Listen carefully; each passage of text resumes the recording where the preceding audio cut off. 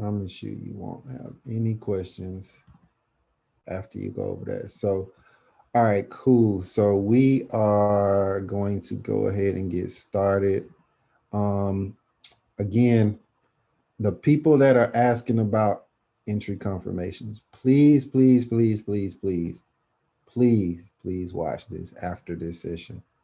I promise you, even though I'm gonna go over it, um, even though I'm gonna go over it, this is gonna be way better, right? Okay.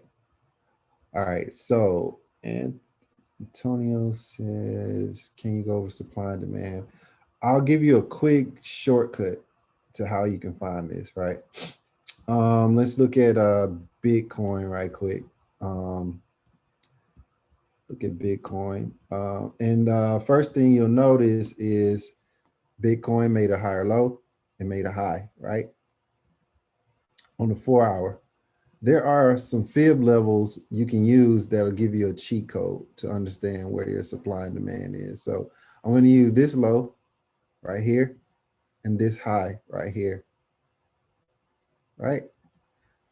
The levels that you want to make sure you have on your fibs are to give you the cheat code for the supply and demand are the 0.886 and the 0.125. That basically gives you the cheat code, right, to understand where your supply and demand is, right? So if I'm looking at this move, my demand is down here and my supply is up here between 100 and 886 is my supply. Um, oops, is my supply.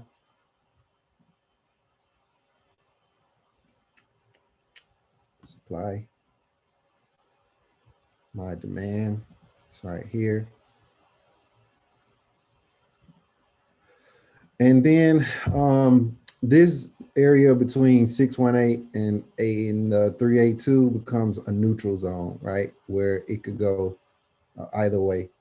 Um, and that's where you want to see your retracements come from, right? Whether if I'm going to continue in an uptrend, I should see the buy happen in this area, right?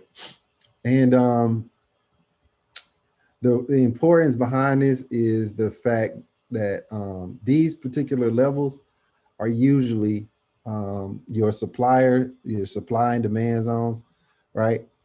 You can get a quick reference as to where they are by using these fib levels. So you're going to go um, your 0.125 is this level that I have marked off. So you want to look between 0 and 0.125 for your demand.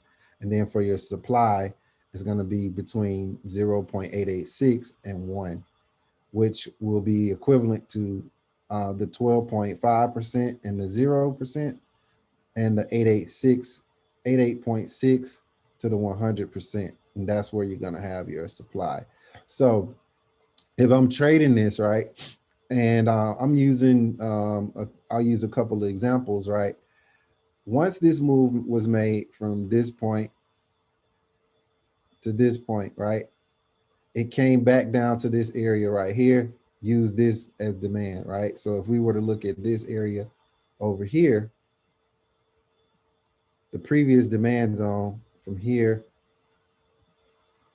to here, which is this low, lower high, to this low, the previous demand zone for this area would have been right here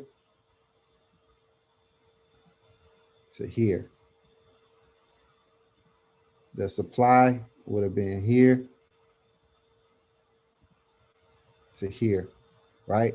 So we got a reaction where we had price push down, retrace to our neutral zone, which is what I call the kill zone between the 618 and 382 right here.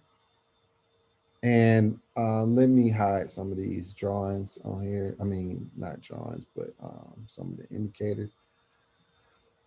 You can see that once this move was made, price retraced and it sold off, and it respected this demand zone, and it bought from here. It bought until it reached this supply area, and then it sold from here. And now we're sitting in the neutral zone right here, which is what I call the kill zone, where it could go both ways right here.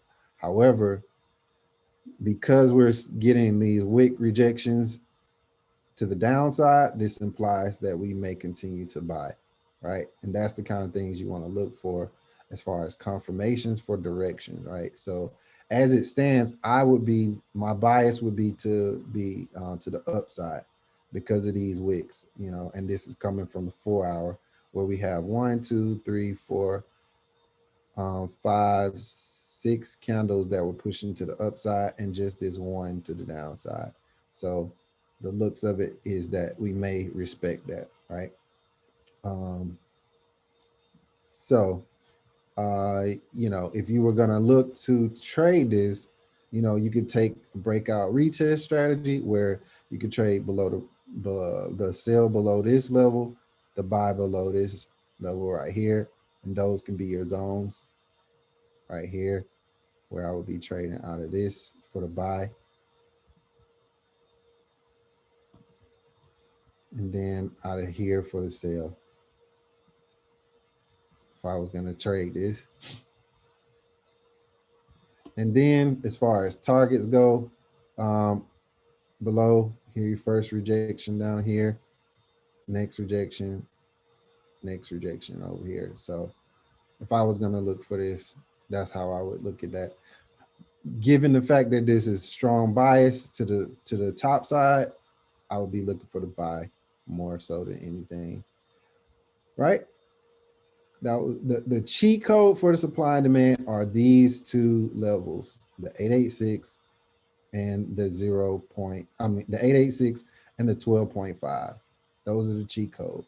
If you can, you want to understand even more about that, I'll have to kind of break it down in another session, because that supply and demand would go on and on and on. You can even find supply and demand within different time frames, within within a single candle. You have supply and demand all over the board, right? Let me see. Please give an update on your link on NAS, SPX. Please watch the videos. They are great. Understatement videos are better than creation of light bulb. Do you add the 886 on 886, or is it standard? You have to add the 886. So if you want to add it, right, you're going to go to your fib settings, right? Let's say we just use this, and choose an area.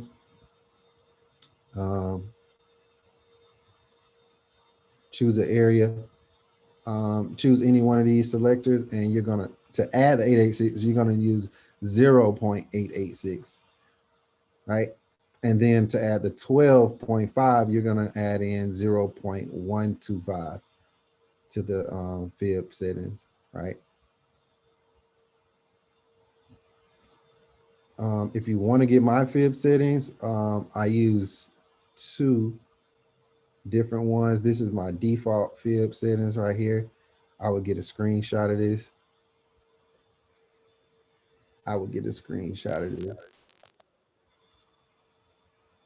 So yeah, get a screenshot of this.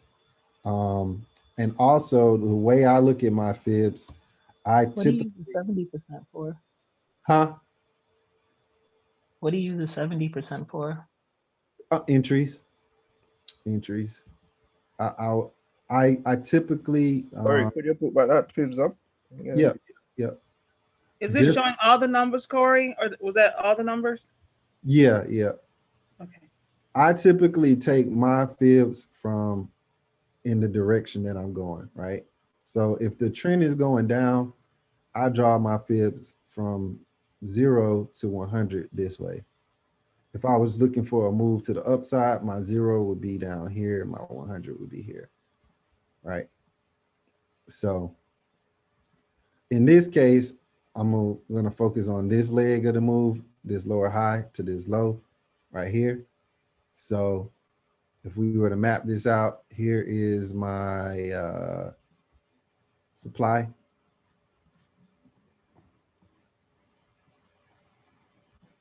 Here is my demand. In this case, the demand would be between 886 and the 100, right? And right And here, these are your sniper zones, Corey, or no? that's going to be what you use the kill zone for. Okay. Kill zone, in our case, is where I would be looking for my entries. So Can you put it up one more time, Corey? I got it right here. Oh, you want the fibs? The fibs? Yeah. There you go. So, and the 4 numbers at the very bottom, what are they for? Got it. Thank you. Yeah. Targets. These numbers are targets. Okay. These numbers are my extension targets. I'll talk about that. So if I'm in a downtrend, right? And in this case, I'm in a downtrend. My first area I would be looking for selling would be at the 618. But not just because I get to this level. I also need wick confirmation. I need candle confirmation. So this would be, you know, if I'm in this trade, I'm watching it go down. I see that it rejects and I see that it's starting to push up, right? My first signal that this may be going down is this one candle right here, right? I would be looking for my next candle to push up and reject. In this case, it doesn't, right? So this candle following it though, let me hide you. This candle following it, right? These candles rejecting, these candles rejecting, and then boom, this would have been where I put my entry, right? And when you take this entry, your first area you should be looking to target should be the 100 or around that area, right? Or back to demand, right? Which it played out, right? If we had a sold this up around this area, we would have been able to take this move to this move back to demand, right? Then I would have got another opportunity up here, right? Even though it pierced outside of the supply and demand zone, outside of the kill zone, it pierced, but it held below here, right? This would have been, this is like equivalent to the 70%, right? So if I flip this, right? Let me flip this and I'll show you. You can use those for like sniper entries, the 618, 70, and the 786. That 2-3 is equivalent to these areas up here, right? So now here I am in this same area. I would have probably tried to take an entry right here. Not gonna lie. Let me show you. I would have probably tried to take an entry right here off of these two candles, but I would have probably got wicked out. But by then I should have been in profit, right? Because this candle would have took me out, right? But then same setup near the 2-3, I have wick rejection, wick rejection, wick rejection, and then eventually I got my move down right here. Now, in this case, it would have probably been a situation where I would have got stopped out, but I would have made my profit. And then in this third time right here, you would have got the move down from here to the 100 right here. Just like you got it again right here to here. So, Corey, let me ask you, am I making those entries on the 15-minute or on the 4-hour? You can use either. Okay. You can use the 4-hour as your initial confirmation to say, okay, on the 4-hour, I have this big candle, and then go down to the 15-minute where you'll see this, where is this area?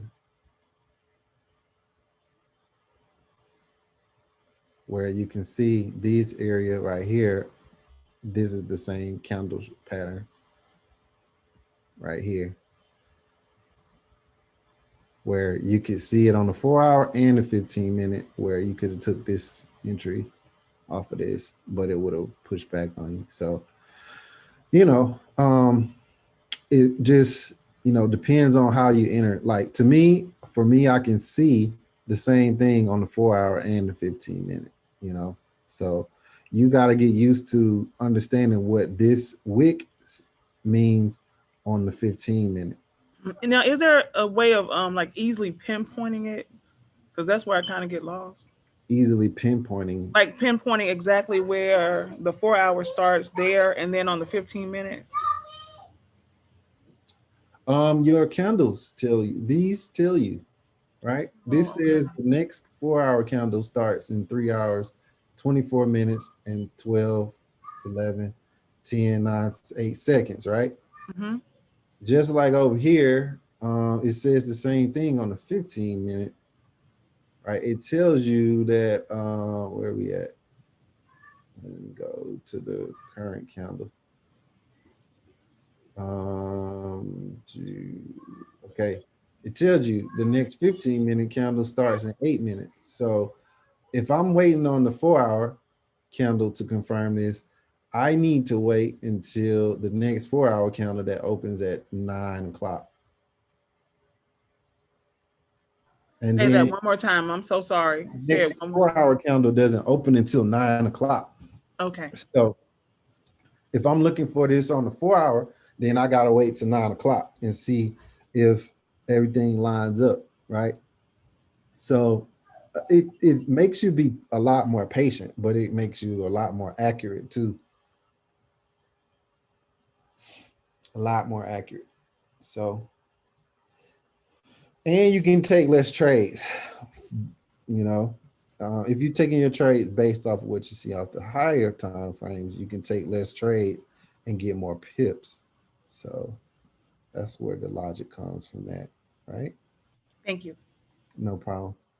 So if we had a, you know, we using our supply right here, which usually lines up with an imbalance from a previous move, right? So you can see there was an imbalance right here that was left behind that lines up with this supply zone.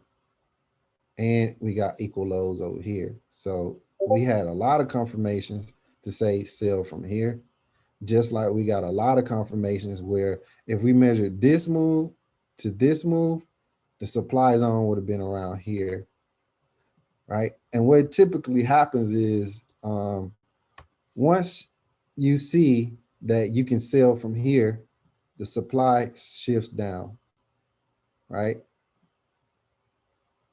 The supply shifts down, right? Is it kind of like could you say it's always going to be like a support and resistance? I mean, yes, they are support and resistance. The difference between support and resistance and supply, support and resistance can be shown on any and every time frame, every level. I can show you 12 different support and resistance lines within like 2 seconds, but supply zones are more of a range than an actual level, right? You have, like, I could encompass this entire area, right? Versus just looking at this little resistance level, right? And the reason why it's more important to consider the supply and demand and your area, your zones, are because you want to be able to say, all right, like I know that between 1.22240 and 1.222222034, I should be expecting some kind of candlestick rejection, confirmation, or whatnot for entry on the trade right here. Just like I know once the demand was made right here, the next time price comes down here, I should see some type of rejection formation, which is this wick and was this wick right here, right? to push price back in the opposite direction. And then what typically ends up happening is this supply zone will shift because it's been proven they can sell here, right? So once price pushes back up, this same batch of sellers will shift down to the next area where there's an imbalance, right? So it would have been from where it is now to roughly here, right? So now this group of sellers has moved down to this level right here. And then new sellers came in at this same area as well, right? For this move from right here to here. And now we pretty much trapped ourselves between this supply and this demand level right here, from here to here. This one's still valid too, because if it does come back up to this level, you're gonna wanna look and see if it's gonna push through or not. But this is the most recent, right? So once we made this move from here to here, price came back down and reacted to this level again. And then you can see, all right, cool. This move right here, this move right here created more supply. We came back to this area, here to here, and sold off again.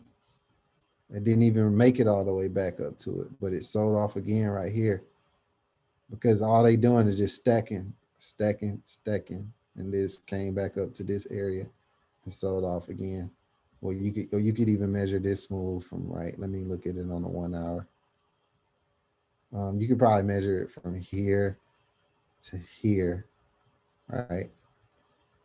Nah, never mind. That's fine.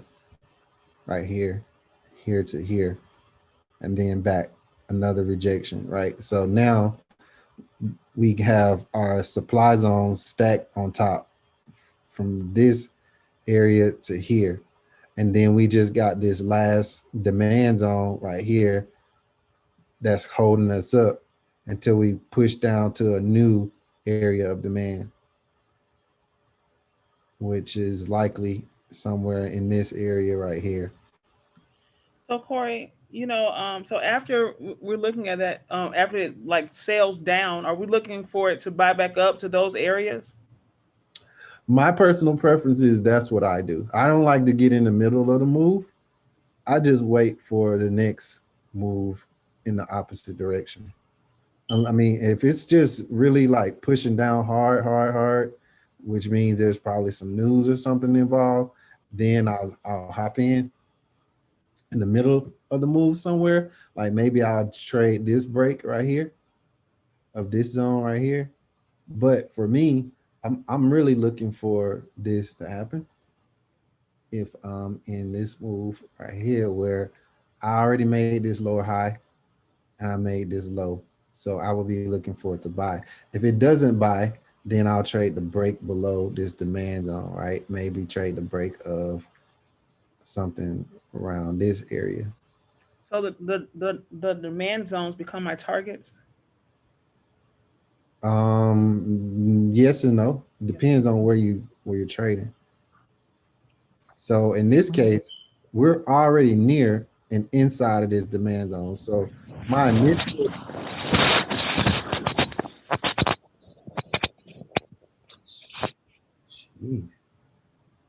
my initial opinion is going to be at this point to buy from here, right? But if it doesn't, if it holds, because I'm inside of an area where it bought 1, 2, 3, 4 times.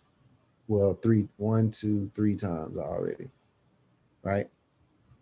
And because it's bought 3 times, I would be looking to buy it again because now we got a W right here, and now we're making another double W right here. If it does push up, then I'm gonna buy, right? But if it doesn't, I'm gonna sell below this demand zone because now this Would you wait demand until zone, it comes out of your demand zone to buy on the top? right, right, yep, yep. But this looks like it will push. It's looking like it might keep pushing down. I don't know. The way it is looking right now, it might push below this. But either way, that's what I would be looking for. I would be looking for this break below, right?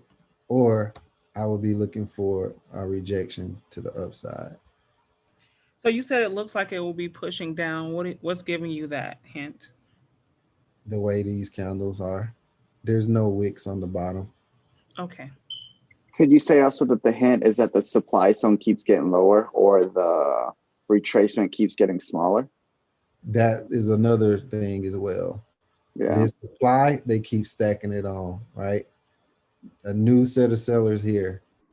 So they're pushing it down even more each move. Yep. New set of sellers here, right?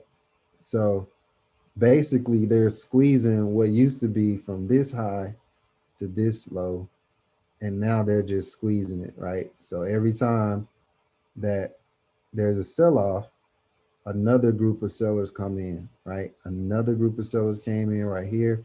Another group of sellers came in right here. Another group of sellers came in right here. So the either we get a new group of buyers, which would look like this, that tried to hold this up, where we got a lot of wick rejection to the bottom. And it kind of goes back to that this pin bar used to be a bearish engulfing candle. It's not anymore because a bunch of buyers came in. This pin bar, these pin bars used to be bearish engulfing candles.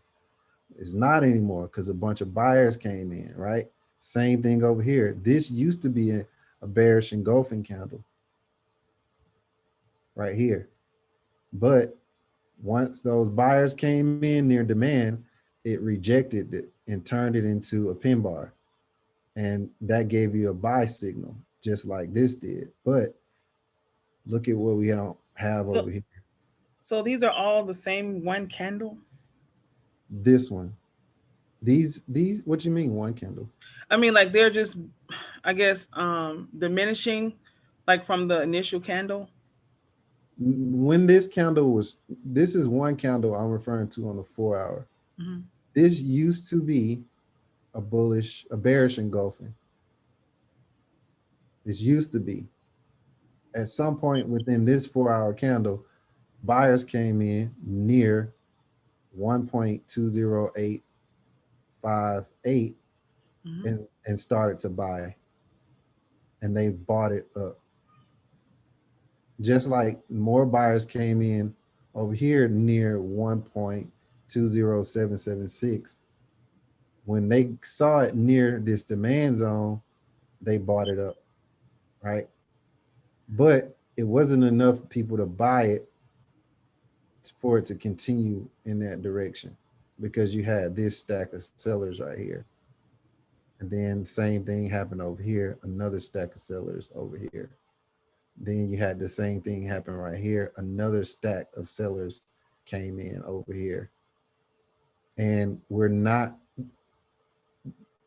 we saw over here a lot of wicks to the upside, a huge wick to the upside. We're not seeing that over here.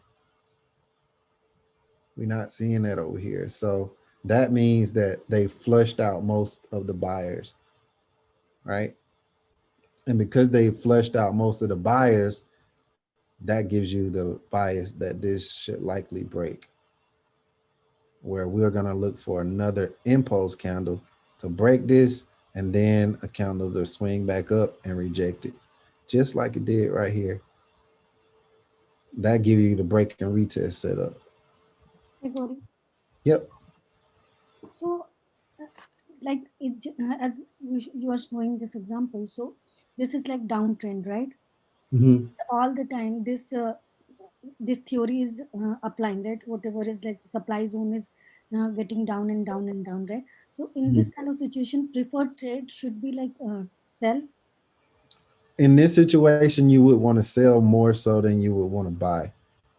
Mhm. You could buy in these situations, but I mean, I even told y'all a couple weeks back, like I would be short on Euro USD, Mm-hmm.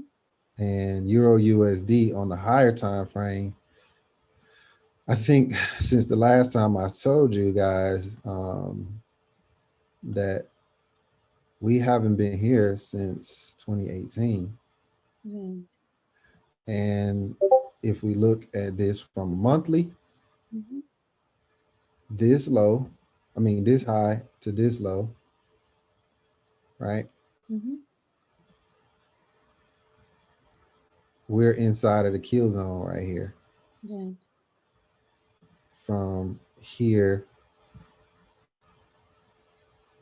to here. Mm-hmm. So all of this trading right now is happening inside of the kill zone, right? I think the last time I was saying that Yeah. it was right here. Right. I don't remember. It's been a while, probably in December. Let me look at the daily.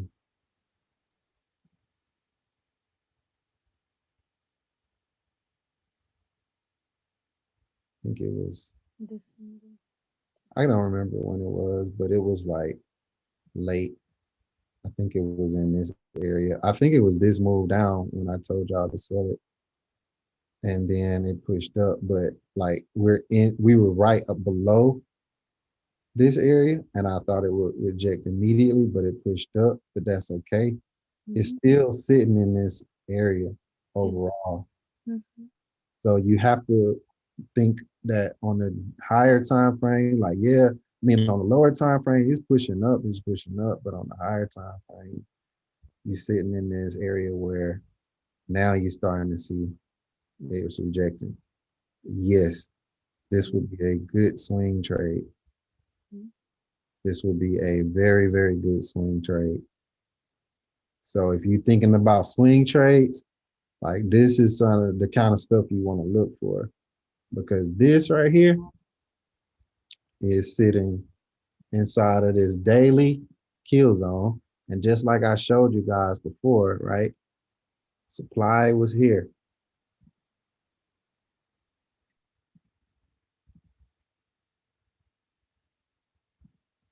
Right? Yes. This same level of supply just kept pushing down. So now inside of this area, right? If we go to the lower time frame, like this is the monthly, on the daily, there's probably a supply zone right where I just dropped it. And we can measure that off of this move from here to here, right? So measure this move from here to here. You can probably see it better on the weekly.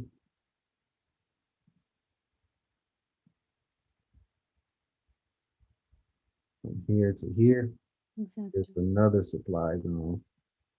And then you'll see that where we just got this rejection from is happening off of this same area, right?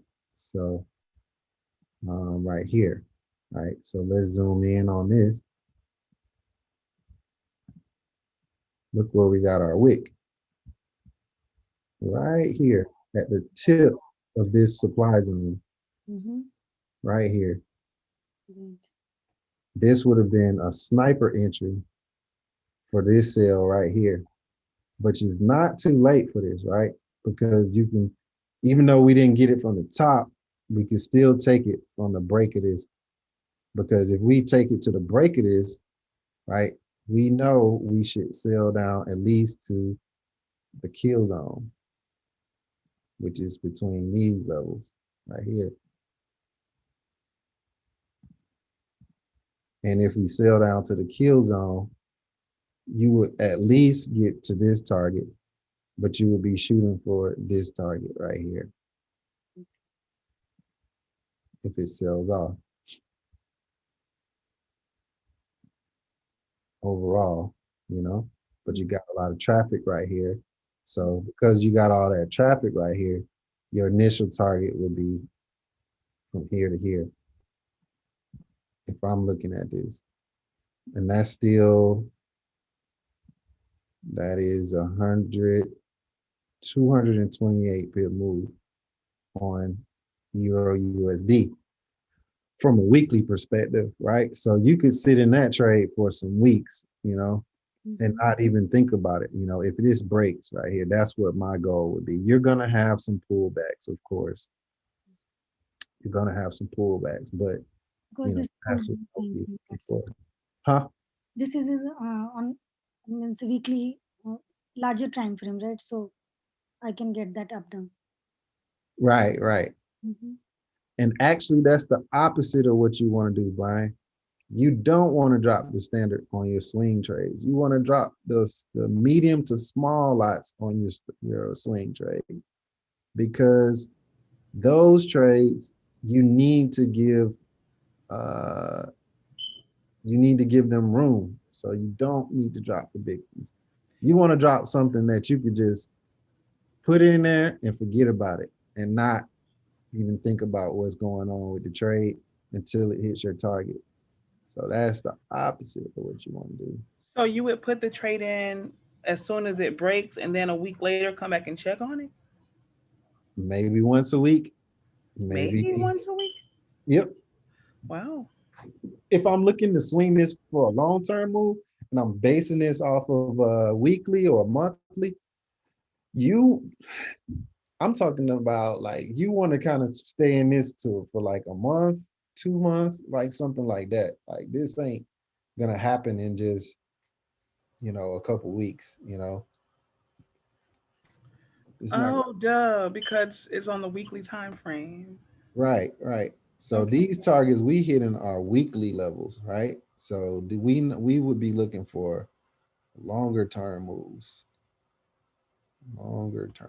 right? So cool. So cool. I think that covered everything on those questions. Let me go. Hey, Corey's going on. What's up, brother? And not much. I got a quick question. I was just watching and listening. On the 4 hour on the EUR USD.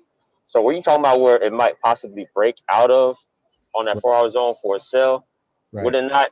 Would it not test that area in the middle since it between the two zones that you have? So like pretty much where it's at right now, and then to the top. Won't it? Is that an imbalance right there over a few of those 4 hour candles? Yep. So we are in the demand zone right now. Mm-hmm. The imbalance that is left that I would look for, if I was gonna look for anything, would be in between this candle right here. That's the last, and that's the most recent imbalance that's left that it needs to fill. Maybe it wants to come back from here and fill the imbalance right here, right? Which would make a lower high on probably the 1 hour, right? So if we looking at our indicator, higher, low, lower, high indicator, it would make sense for it to do this, where we would have price bounce off of this low and then push up to this area to fill the imbalance, right? And then drop, right? But like I told you, if I don't see any rejection in this area, I'm going to assume that the sellers have taken control, right? I don't see any wick rejections in this area, and we on the hour, even on the hour, it's not really showing a lot of wick rejection, you know, more of the full body bearish candles than it is the wick rejection bullish candles. Over here, we got impulse candle to the upside, right? Strong buying candles. Over here, impulse candle to the upside, strong buying candles, right? Nothing over here but strong rejection right here until we get to here.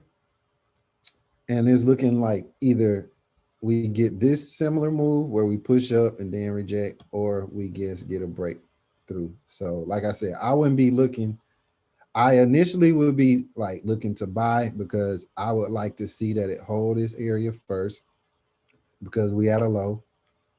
But if I don't get any candles to confirm that, then I would take the sell, because the sell, if the sell breaks this zone, then I'll be looking to sell. And that's jumping in on a break or break and retest. Break and Which is retest. usually always the common issue, it seems like. Break and retest. Yep. You could even take it from this approach too, right? This could be your sell, and then this could be your buy, right? If you want to just wait, this could be your buy right here, right? So you'd be buying at this level, 2069.95, and you can just round that to 70 pretty much.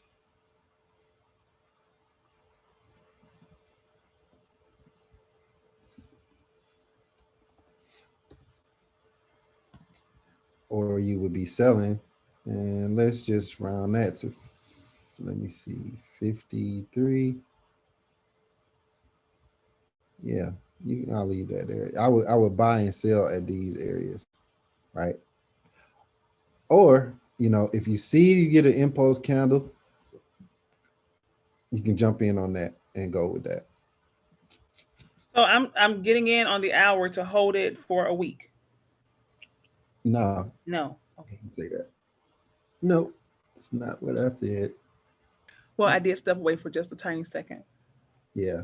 If you're going to get in for a swing trade, you want to take the entry off of the, you want to look at 3 different charts. You want to look at the daily, the 4-hour, and the 1-hour, right? If you want to look at this for like a longer term than that, you want to look at the weekly, daily, and the 4-hour. So if I were you, I would look for the 4-hour candle to break this, and then wait for the retest on the 4-hour. Thank you. All right. Clear. So of course, with last night, I had did a few different scenarios. I hope I'm not cutting in the middle of questions or anything, but I did a demo trade last night, thinking it was going to keep on selling because of how the open was. But then I got it pretty much at the bottom of that wick. I thought it was going to come back down and test it again, but that demo sell is it pretty much it died and never came back yet. But last night with the what pair are you talking about? I'm sorry, I said the SPX. I'll go to that in a few. All right, go to that. Let's see. Can we go over some confirmation, or how to enter different support and resistance. Yeah, okay. So let me go over that real quick.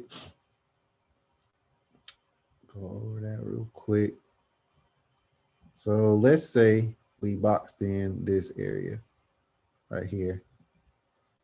This is our buy, this is our sell, right?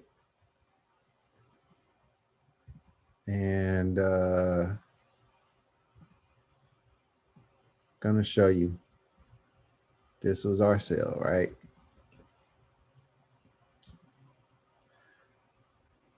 And let's use the replay tool, because this is really how you learn right here, how to take the trades, right? This is really how you learn, right? So let's say this is our sell, this is our zone high, this is our zone low, right? And let's go to the 15-minute from here, right? And let's see. So your trade should play out just as I'm describing it, right? So once you know where you're going to buy, once you know where you're going to sell, you're going to have your alerts put in for this area right here for the sell.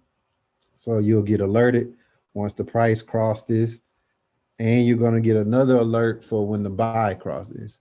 So first you establish, all right, I know where I'm going to buy and sell from. I got my alert. So once the alert triggered, I'll know to look at what's going on and see if I get the break and retest, right? So let's hit play.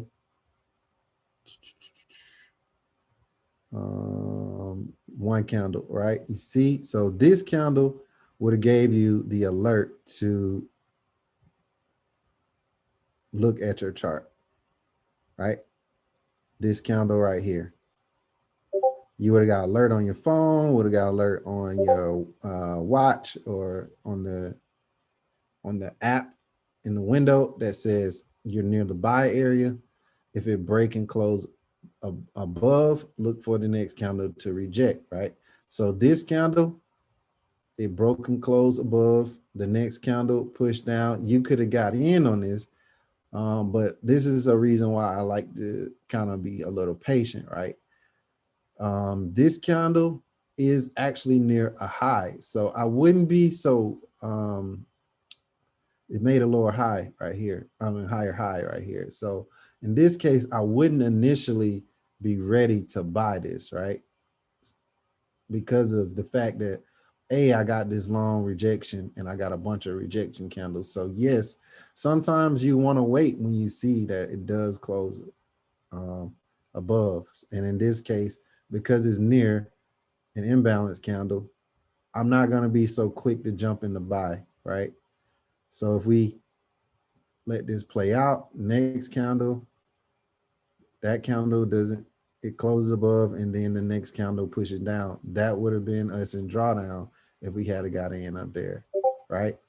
That would have been us hitting stop loss if we had got in up there, right? This would have been the signal for us to look for the sell right here. This wicked our entry for our alert price for the sell, right?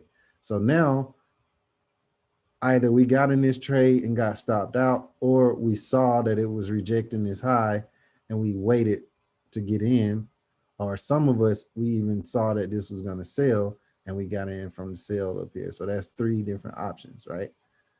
And now the people that didn't get in the sell, right, they got the alert for the sell just now, right? So now I'm looking at my charts.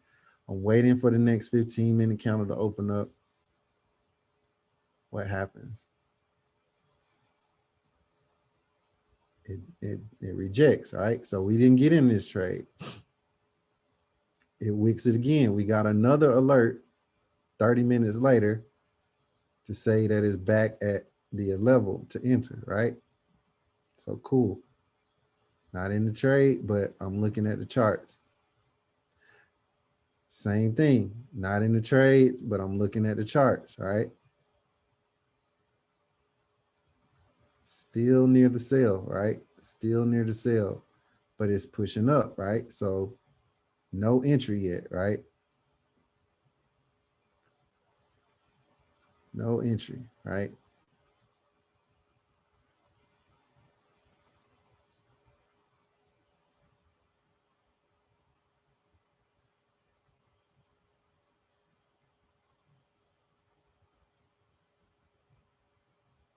We headed back towards the buy, right?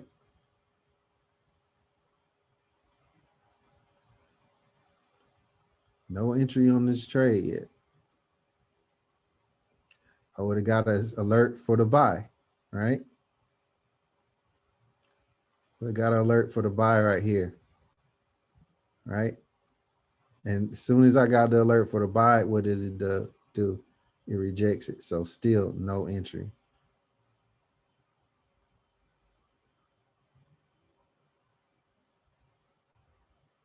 Still no entry. So we have not broken for the sell. We have not broken for the buy. But we have come down to the areas of interest. 1, 2, 3 times. All right. Now, again, another alert for the sell, right? We looking at the charts again. So we're going to wait for the next candle. Another alert. It still didn't break. Still didn't break. Another alert just went off. Still didn't break. You see why you don't trade in the middle of this is because of that. How it just go in between, right? Another alert just went off. Another alert just went off. So I'm waiting for the next 15-minute candle. The next 15-minute candle still doesn't break. Still doesn't break. Let's speed this up a little bit. Another alert. This one broke it, but it rejected. So again, now we waiting on the next 15. This one breaks it right here. So now we getting ready to gear up, right? As long as it holds like this, right? As long as it holds like this. So now you want to see that the price comes back here or close to it, and then that's where you're going to enter, right? Do we get it close enough? Like sometimes you have to take this candle, right? This came pretty much there, right here. So you would have been okay to enter in on any one of those two candles, this one or this one, right? Sometimes it doesn't come all the way back, but it gets close to it. So this candle or that candle would have been your entry. Can I interrupt right quick? Yep. So this is the part where I get confused. So you see how you said on the buy, how it said it had a lower high 2 times, so that kept us from getting in, even though it wick or somewhat broke that zone. So now it's got a low on that sell, but we would have got in here. Like, why would we have gotten on this one, even though it's got a low at the same time? You're talking about up here where it made these highs. Yeah. And we didn't get in right here. Mm-hmm. Because if we see that it break, right? Mm-hmm. The next candle pushed down in the opposite direction. Yeah. And then like over here, this candle is a huge wick rejection. So just because I see that this breaks and close above right here, it's still showing a lot of wick rejection. So it's not just, all right, it broke and closed above, then I'm gonna get in, right? It's not just that, right? Just like here, it broke and closed above, but it barely closed above that. And then the candle right before this, if we zoom in, what's this candle right here telling you? And another rejection. Another rejection. So on these two candles, this is telling me like, hold off. Like even though it break and close above, say what up, Kim, to everybody. What's up? Hold on. Hey, Kim. Hi, how are you? I'm doing the how-to session right now. Oh, nice. I was gonna see if you got your packet. I'll check today. I'll go out there and check. Everybody got theirs on today. They said they finally came in. Okay. I'll check out Let me know. All right. All right. Everybody say bye to Kim. Bye, Kim. Bye, Kim. Bye, Kim. Bye, Kim. All right. Bye. Bye. So even though I'm near my break, right, you still have to use and you still have to be cognitive of the fact that these candles are exhaustion candles, right? Don't just ignore the fact that I got a wick right here and a wick right before I got the candle that actually broke and closed above. This is a sign of it that I'm exhausted, just like these candles were, right? I'm pushed up to this high. I got exhaustion, right? I got exhaustion. This candle broke above, and then immediately afterwards, bam, it sold off. Because these candles are telling you that I can't buy anymore. Can't buy anymore, right? At least not for now.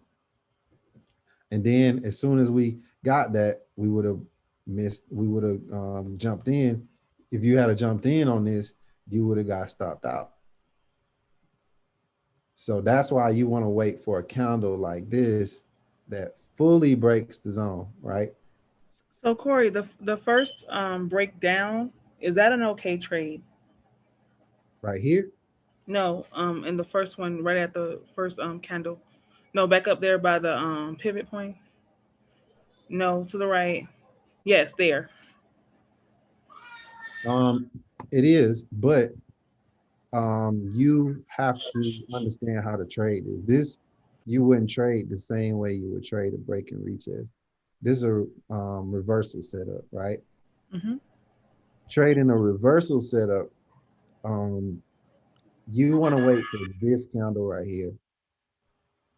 And then if once you see this candle, you're going to typically place your entry on this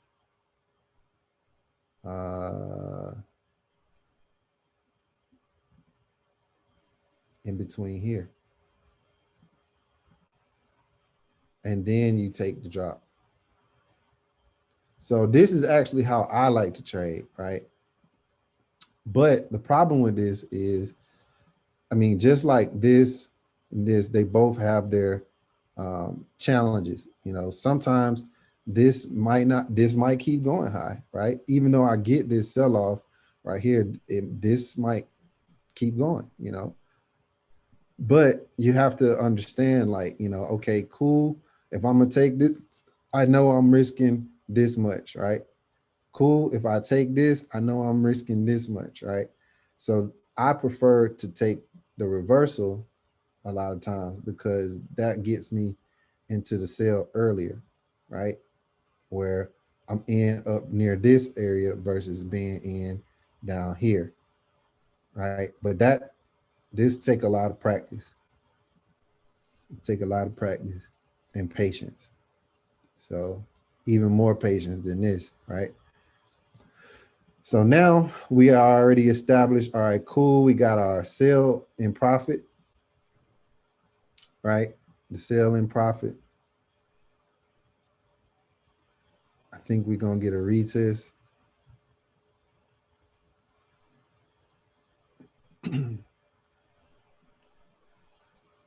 Retest right here. Does this hold, right? Yep. Nope, it didn't hold. It didn't hold. Your retest would have been right here. And you could have tried to sell it right here. You would have been in some profit, but you would have got stopped out. And then it pushed up. So now this is where you get notice how these candles are, right? These candles, this bullish engulfing candle right here, and these candles right here, these showing an exhaustion, but the way that this candle pushed down and this one pushed up, now this is a better look for the entry, right? Because when this one broke and retest, this following candle opened up and pushed down and then pushed right back up, right? Unlike these candles over here, right? Exhaustion, exhaustion, exhaustion, right? Bullish engulfing candle, exhaustion, exhaustion, bearish engulfing candle, bullish engulfing candle, right? Stronger buying candles right here, and even this one right here, right? Strong bullish engulfing candle. These little bitty candles with wicks on top versus these big candles with a lot of movement, right? So keep going. This would have hit our target up here. We would have been in profit. And then it just stalled out near our entry, right? So we would have hit our target, probably TP1 or 2 on this trade. And then we would have hit probably TP1 or 2 on this trade too.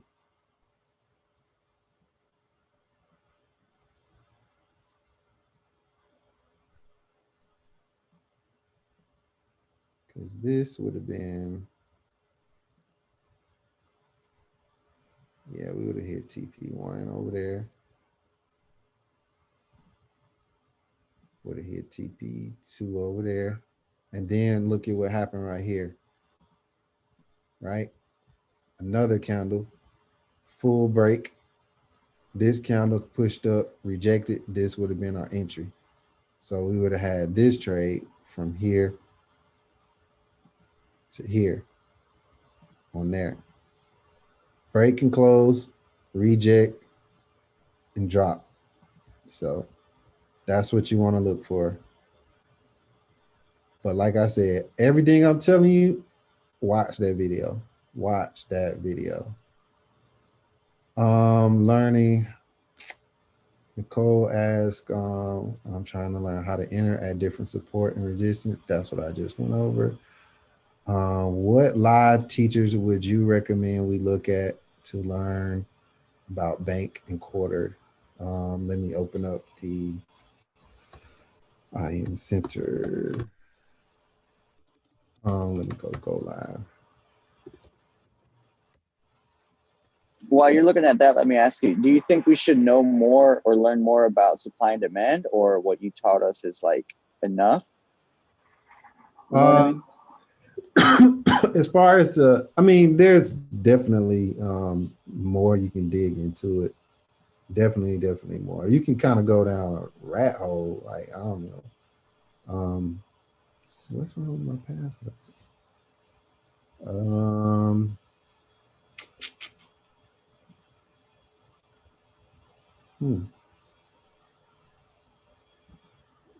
Hang on. Oh, I changed it. Oh, wait a minute. I forgot. I changed it. Let me see something. Yeah, you can definitely go down some never-ending roads on supply and demand.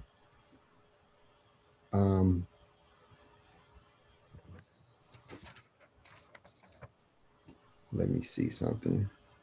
I forgot what I changed my password to, but I think I got it somewhere. Hold on.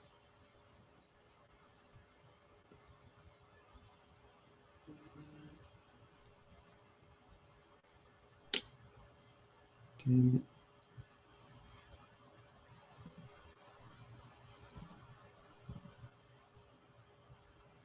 Give me 1 second. Dang.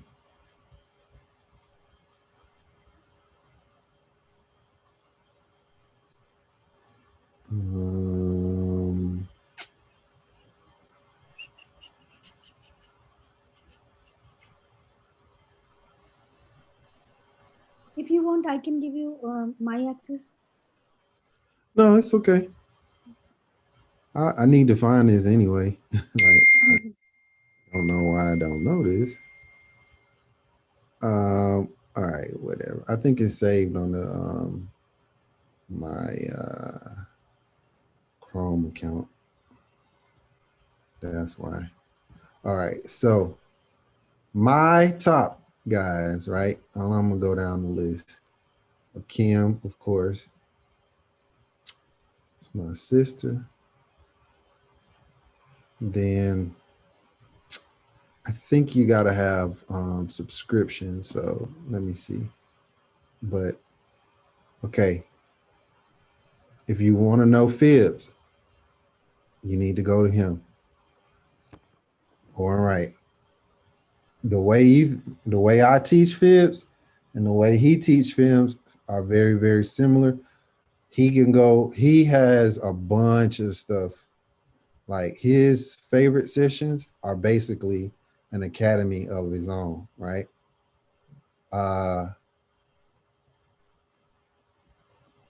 He talks, let me see, like I can't remember one in particular, but Oren Wright is a beast.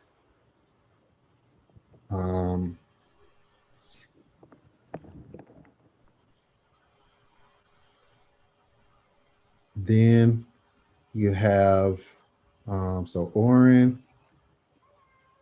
Hi, sweetie. Did you finish the show without me? What show? Then another person who teaches about quarter theories is Mike Miles. Let me check his favorites, see if he has it in there.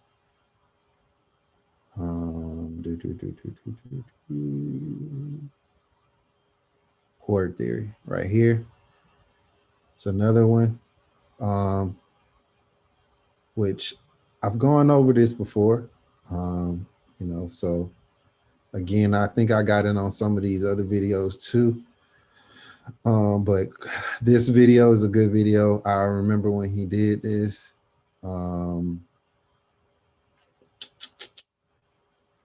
Let's see, as far as what was the other part? Quarter theory and banks. Okay.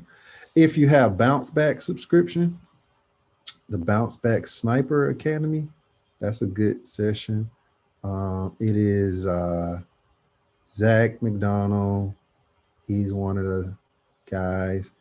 Zachary Hogan and Zachary Morgan, they go over it as well. These guys are really, really good.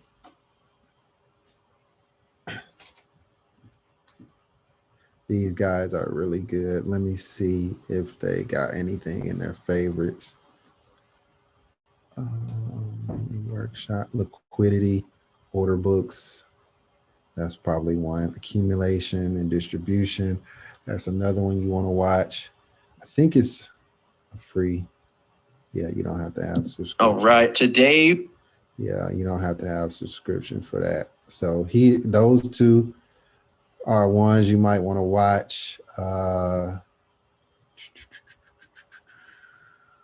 Yep. Accumulation, distribution, this one. Another one you might want to watch. I haven't seen this one, but that's another one you might want to watch. So Zach and Jordan.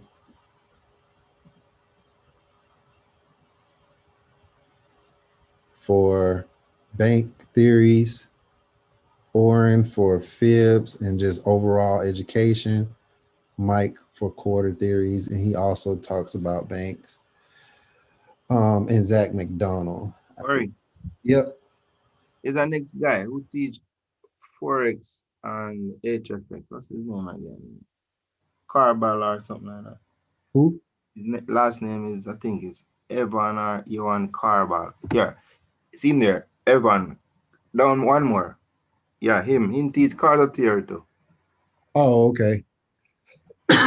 Yeah, I never actually watched one of his sessions before. Somebody just said to me the other day, and I was just seeing it. He teach Carter theory. I never watched it. Let me see. That's probably this.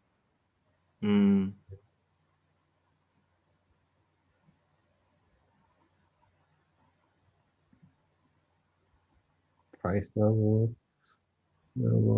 Forex. Good. Yeah, I guess he's good. I mean, I never watched it, but definitely if that is somebody. There's a lot of people, right? In the academy. Yeah. Not a lot of them do quarter theory though, but him and Mike Miles did do it. Yeah, Mike Miles is who I learned that from.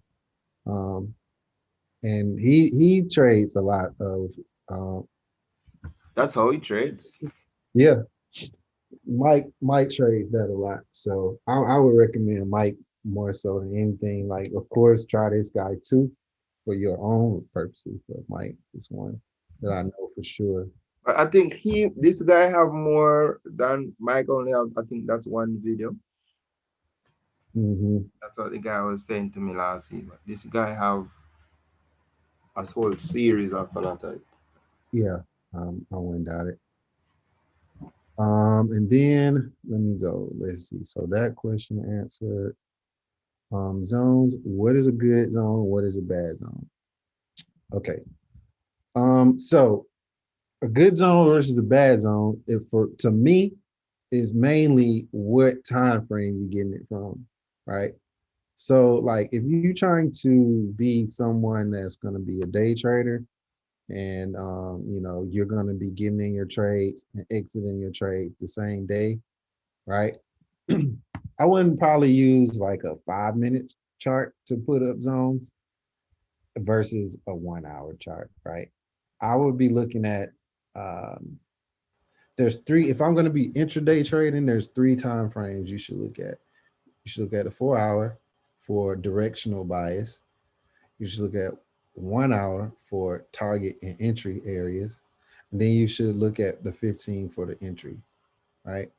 So if you are going to be getting in and getting out, right, your trade should be looked to enter in off of the 15-minute, right? So that's why a lot of times you'll see my charts looking like this,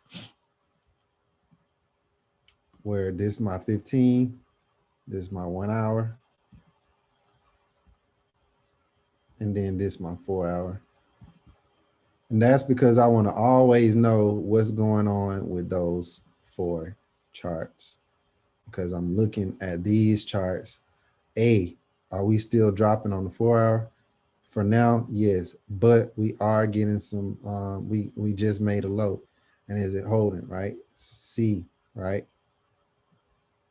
I mean B, right? So B, on the 1 hour, we're still rejecting this, right? Would I be ready to take a sell? No, I wouldn't be, right? Because we still getting some rejection, right? And then on the 15, what do we say? If we wanted to buy this, right? Maybe we consider taking a buy at 70, right? So we looking at somewhere around here to see if we get a buy back up, right? And we trade this little area below this area to see if we get our sell, right? What was it, 53? Yep, so 53, right? So for me, if I'm looking at this, I'm looking at these 2 areas, right? And I'm basing this off of what is actually going on a 1 hour, right? Over here and over here. I just drew it up on a 15-minute, but this level is coming from the 1 hour. This little rejection and this low right here. So it's not so much that it's a good versus a bad, right? It just depends on what you're trading and what you're looking for, right? If I'm looking for, you know, if I'm on here and I see that this is an area right here of rejection, right? And I'm looking to trade maybe something, if I'm seeing that like this is an area of consolidation, right? And I'm gonna come down here and say I'm gonna go to the 5-minute.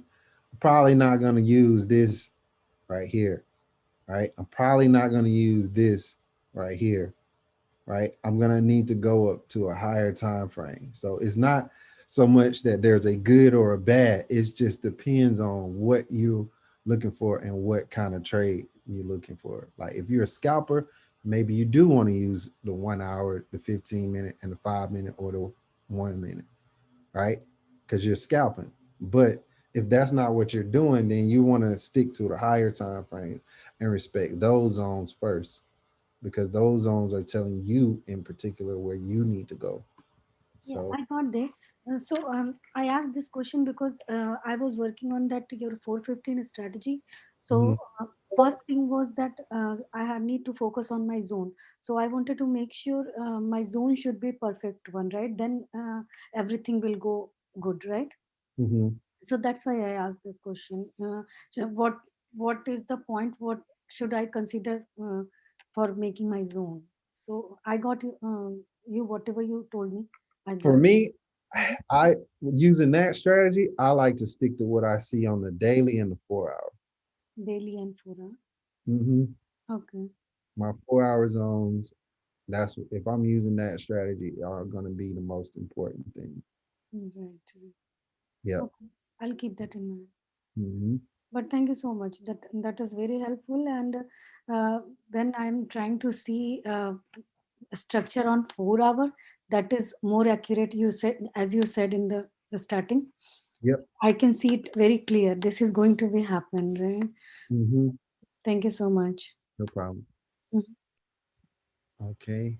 And then Brian asked, "What am I currently back testing?" I don't. If you just saw, I just closed down something that I'm working on over here, and I am just back testing right now, I notice that I have a problem in a hole in what I do as a trader, right? And the hole is I have a problem buying the dip, right? Where me buying right here, I get caught into some things early, right? So what I did, I want to say it was Thursday night, I took some big L's, right? And not even on purpose, right? Because on Thursday, I was looking to catch the buy from here to here. And I kept jumping in early, right? So if we can make this big, so what I'm doing is I'm punishing myself by going back everywhere there's a buying opportunity and looking at how I could have made it better, right? So when I saw this move from here to here, I knew that this area was my kill zone, right? From here to here. So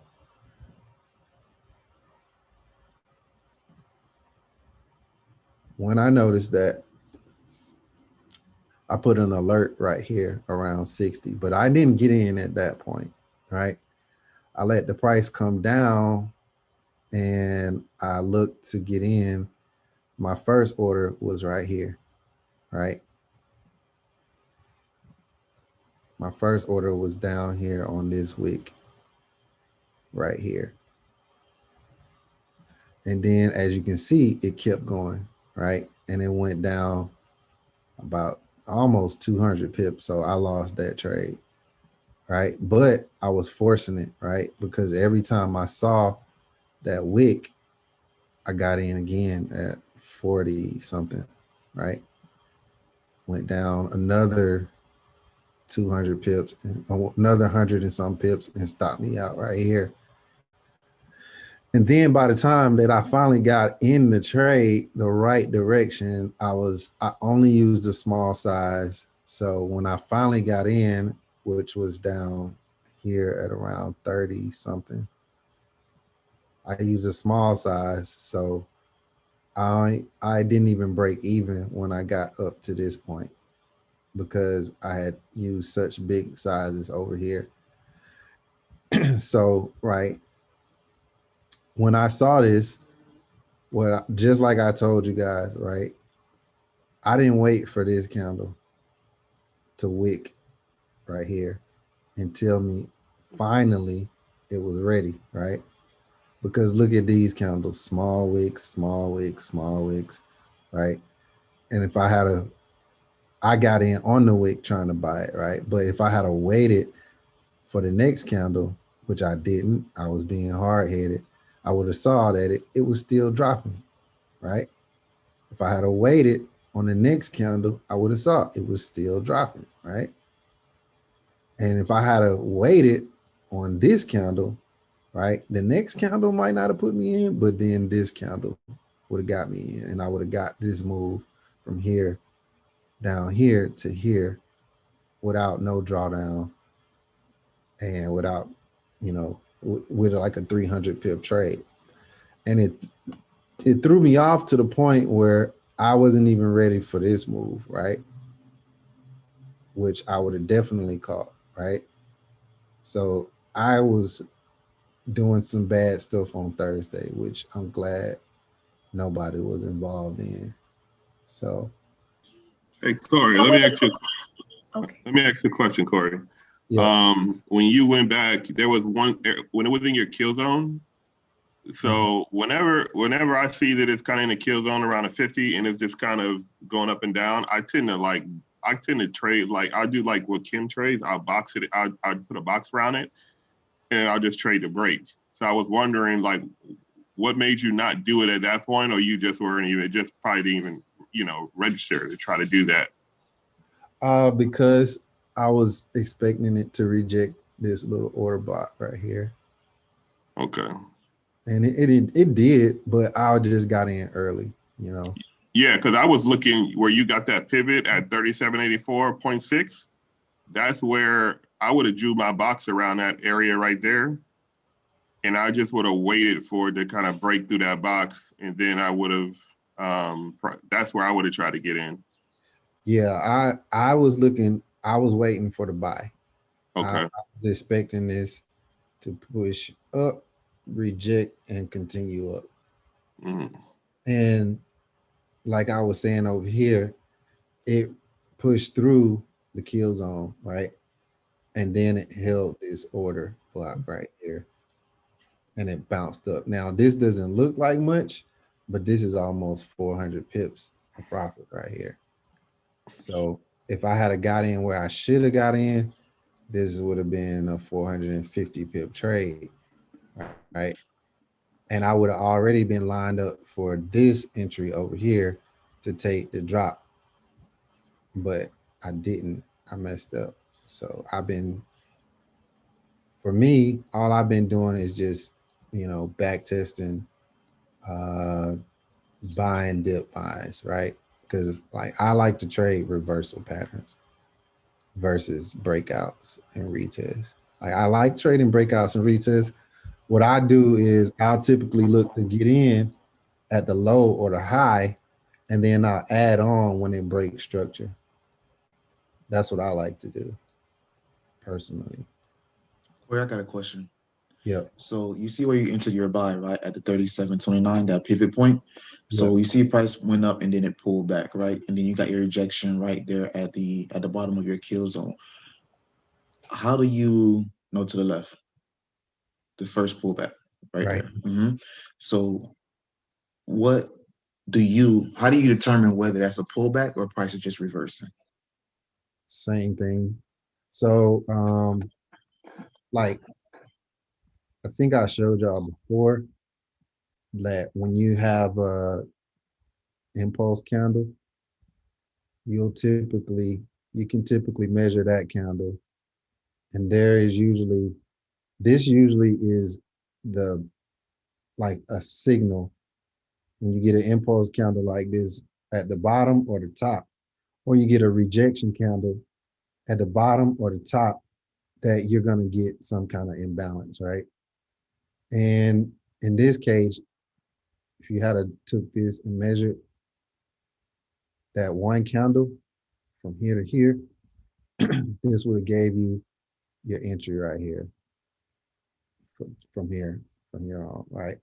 Even this candle, right? It would have gave you the same area, pretty much where you would have got the imbalance field right here. And as long as it holds this area, I would have bought, right? And you can take this in two ways, right? You can mark it inside of here, or you can put a buy stop above this. Once you see the price down in this area, I'll put a buy stop above this and just let that pull you into the trade. Or you can be comfortable with, all right, I'm going to put a buy limit right here. And then as soon as it drop down, push me in the order and then take off. And then you would just use the bottom of this as your first stop loss. And then if it break below that, that'll be when you close out. So was your entry at the pivot or was your entry at the pullback? My entry was down here at 33. So then when you see it pushed up and then it started coming back down, so you just had that already measured out and said, okay, well, it didn't break this zone, so I'm good to hold it and continue? Yeah. Okay. Yeah. But so the reason why I'm back testing right now is because I didn't listen to everything that I just told you. I was being hard-headed. I was trying to be like, sub-zero, like, I don't know what you want to call it. I tried to be super sniper. And I tried to get this 29 entry right here, right? I was trying to get this over here and over here. So I was using this candle right here and buying right at the low of this wick, and then it kept going, right? I bought right at the low of this wick, and it kept going, right? So, but the problem with these is, I could have been okay with these trades, but I used too big of a lot size for these. And when I finally got in the trade the right way, I didn't use a big lot size because I took 2 L's right here. And then I took a small entry over here. And then I took, even though I went into profit from here to here, I had already took 2 big L's over here. So I didn't recover it. And I mean, that's okay. Sometimes, sometimes you ain't right, you know, sometimes you mess up, and I didn't even do what I was saying, I didn't follow my rules, you know. So Yeah, but punishing is a strong term. I mean, punishing, however you want to call it, I'm just going back and back testing that, so I can get better at it. So so yeah, you know, this little order block right here, finally it moved off of this, which was what I was expecting, but I was just trying to get into it earlier so I could catch it. I thought it would immediately push up and go off of that, but it just didn't work that way. But I was right with my analysis, I was just wrong with the entry. What is that order block? uh that I can't really teach that yet, um because it's something new that I'm learning too. Okay, no problem. I thought you said something and I missed that. Nah. But yeah, this is an area where the order block is right here, and then that's where we got to buy from. But I don't want to teach that yet. So No problem. When you are done with your question, can you tell me how do you manage your time in for back testing, for study and for trade, everything? Because it's going harder for me. how do you manage your time? As far as like, you know, when I'm trading, how do I manage? I'm Yeah. not sure. No, means you are doing back testing also, right? So sometime when stop. So sometime when I see like trade something, my setting is going on or it's near to my setting, then I thought, okay, I'll leave my study, I'll do trade first. So do you have a special time for trade? Means like New York session and you do back test, back testing in night time, something like that. How do Yeah. So on the weekends, that's when I'm usually back testing. That's what I do on the weekends. So like I'll chill like on Friday. That's basically when I'm considering like my weekend start, right? Because if I trade on Friday, it's between 7 to noon, right? If I don't get in the trade before then, I'm usually not even watching the charts no more. And then like we got a 5 o'clock leadership call. Once that's over with, then I'm like, I'm chilling, right? So what I'll do is on Saturday mornings, I'll usually wake up early and then I'll be on the charts, back testing, going over stuff, and sometimes I'll stay on the charts the whole Saturday, right? Sometimes I don't, but I'll still get up in the morning and like go over and look at stuff, right? Mhm. Then on Sundays, I'll do the same thing. I'll get up early. I'm going over my charts or whatever. And then, we got the calls at 8:30 and 10. And then sometimes I'm trying to get into the habit of trading the opening on Sunday, Mhm. which turned out pretty good this Sunday, where I traded the opening. And then I'll get in, I'll stay up for the Sunday night trade sometimes. Mhm. But I really only like trading between um, the pre-New York session. Like that's actually the time I would normally trade from 7 till noon. Mhm. Like if personally, right? I don't like to trade anytime outside of that time frame because like I showed you guys the 415 strategy, right? And Mm-hmm. I showed you guys how important those 3 candles are, right? Mm-hmm. So for me, I treat it as if like, why would I want to be in the market any other time, right? Mm-hmm. So London, pre-New York, New York. Even if I don't get an entry off of this candle, look where I would have been, right? If I take this right here. Right. Right. Here is London, pre-New York, New York. Mm-hmm. Why would I not take that? Why would I sit on the charts, all this time when I could have just waited for that, right? Right. So for me, that's how I like to trade, like I only look for trades during those times. And you can go over and over and look, but that's when the most volume in the market is traded during these times. So if you look at the volume indicator, Mm-hmm. right, Mm-hmm. that's those 3 candles right here. Mm-hmm. That's those 3 candles. Mm-hmm. This those 3 candles. This those 3 candles. This those 3 candles. This are those 3 candles right here. Right here. This was the push up. These three. These three. This is when all of the volume, right? Mm-hmm. You can go back and look at the same thing over and over and over. Of course, you're gonna have some exceptions, right? Right. Where you might get a Tokyo candle that does the damage, right? Mm-hmm. Of course, you might get some exceptions when you might have a New York closing candle do the damage, right? Mm-hmm. Which happened right here, right? Um, Over here. This candle is the closeout candle. Mm-hmm. This did the damage, right? Right. Right. Sometimes that happens, but the majority of the time it's gonna happen on between the London, the pre-New York, and the New York candle, Mm-hmm. 4 hour, which is the 1 o'clock, the 5 o'clock, and the 9 o'clock candle. Right. So Mm-hmm. I'd rather just wait and take my trade during those times. Mm-hmm. Thank you. Do you use any indicators to confirm entries? That's safiya. The indicators that I use are this set right here.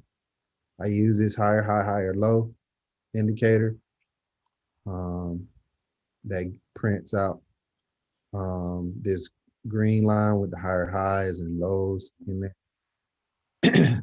I use pivot points.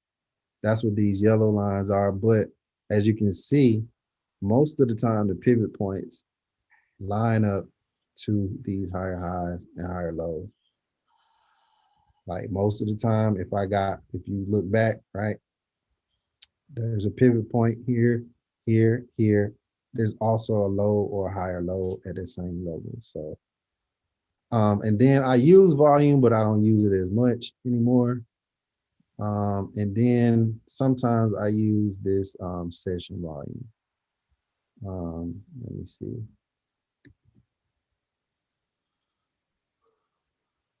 That kind of tells you. Um,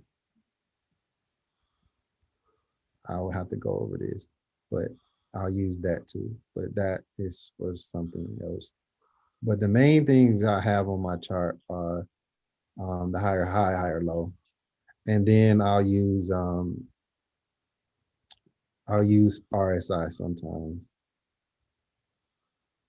which is right here,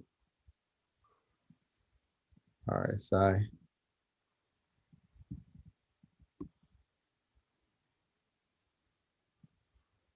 I'll use RSI sometimes, and I'll use these settings where it's the upper band is 70, lower band is 30, and then the input is the 5 day. 5 day. That's it.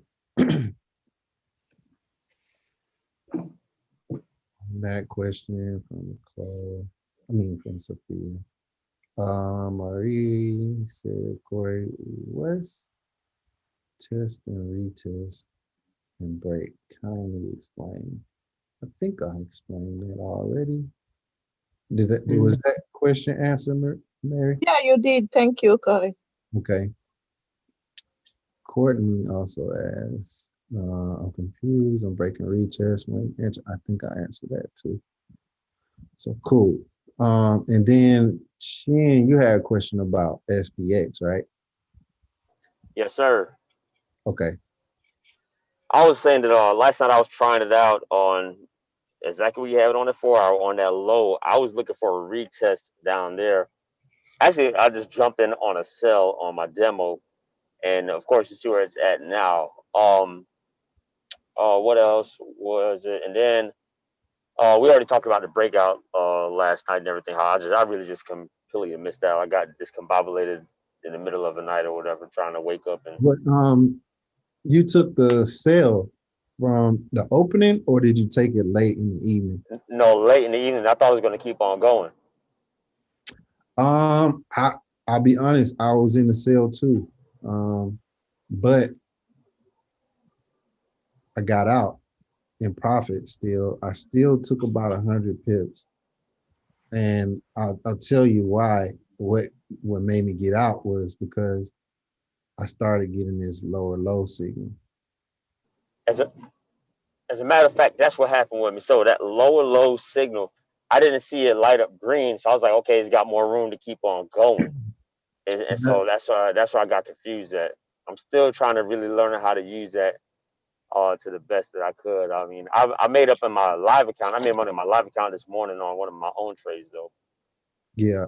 You gotta look at it on multiple time frames, right? The first time you're gonna see it, you should see it on the 15, then you'll see it on the 1 hour, then you'll see it on the, you see it on 30-minute and the 1 hour. Then if you see it on the 4 hour, that lets you know, all right, it's going the opposite way. Okay, so if you were to get in for a buy, you would be saying that, hey, I'm going to risk at least a couple hundred pips or however much that wick was worth, or it's not likely that it will go on down because of that wick at the close of that candle. Once this made this wick on the 4 hour, that's when you got to be like, all right, cool. It's not going down any further. This the 4 hour right here. So look at how it look on the 4 hour. Like that's a huge rejection wick, right? Huge rejection wick.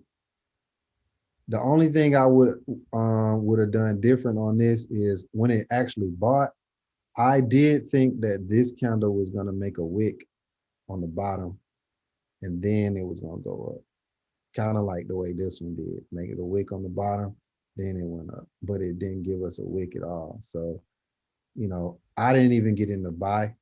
I just took the sell on the open and I just finished up. I haven't even traded since Sunday afternoon, when this opened.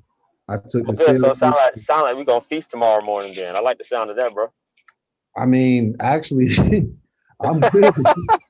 we gonna do it. We gonna feast, but like I'm pretty good. I ain't gonna lie. Like, I ain't gonna lie. So let me tell you about my next one, man. My next one. All right. So I woke up this morning and I was like, all right, I feel like I have to get in something because I mean I deprived some of my sleep. And I was like, nah, I ain't gonna go out like that, So at 9 at the opening bell, I seen some rejections to the top on the I want to say the hourly and the 15. I'm sorry, I'm driving right now, so I'm gonna explain as best as possible. But I got in when it did like one more wick on the 945. I want to say it was 945 on the 15-minute. And I got like a 200 pips out of it in like that 1 15-minute candle. I mean, I took partials along the way and just let it do its thing. Would you have agreed with that, or what do you think? Yeah, I think that was a good move because it was near an area where you could have expected it to drop from there, right? And it did drop, but it just wasn't ready to go. But you got in at such a good entry where like, okay, I'm okay that if this drop and it doesn't go in my direction, that's another reason why I like to get in off of these highs and these lows, right? Because a lot of times, even if I'm not right completely about the direction, I still get enough time to get in this trade and get out if it go the wrong way with a decent size profit. You know what I'm saying? So that's kind of why you may want to consider throwing that in the arsenal, because you said you got in on a 945 candle. Yes, That sir. candle alone was, let's see, 945. That candle alone was 235 pips, right? And Yep. for me, my goal is on a daily basis to try to get 100 pips at least. If you took 235 off of that one candle, you got my daily goal 2 times, you know? Yeah, it was a proud moment. I can't lie. So here's my next part now.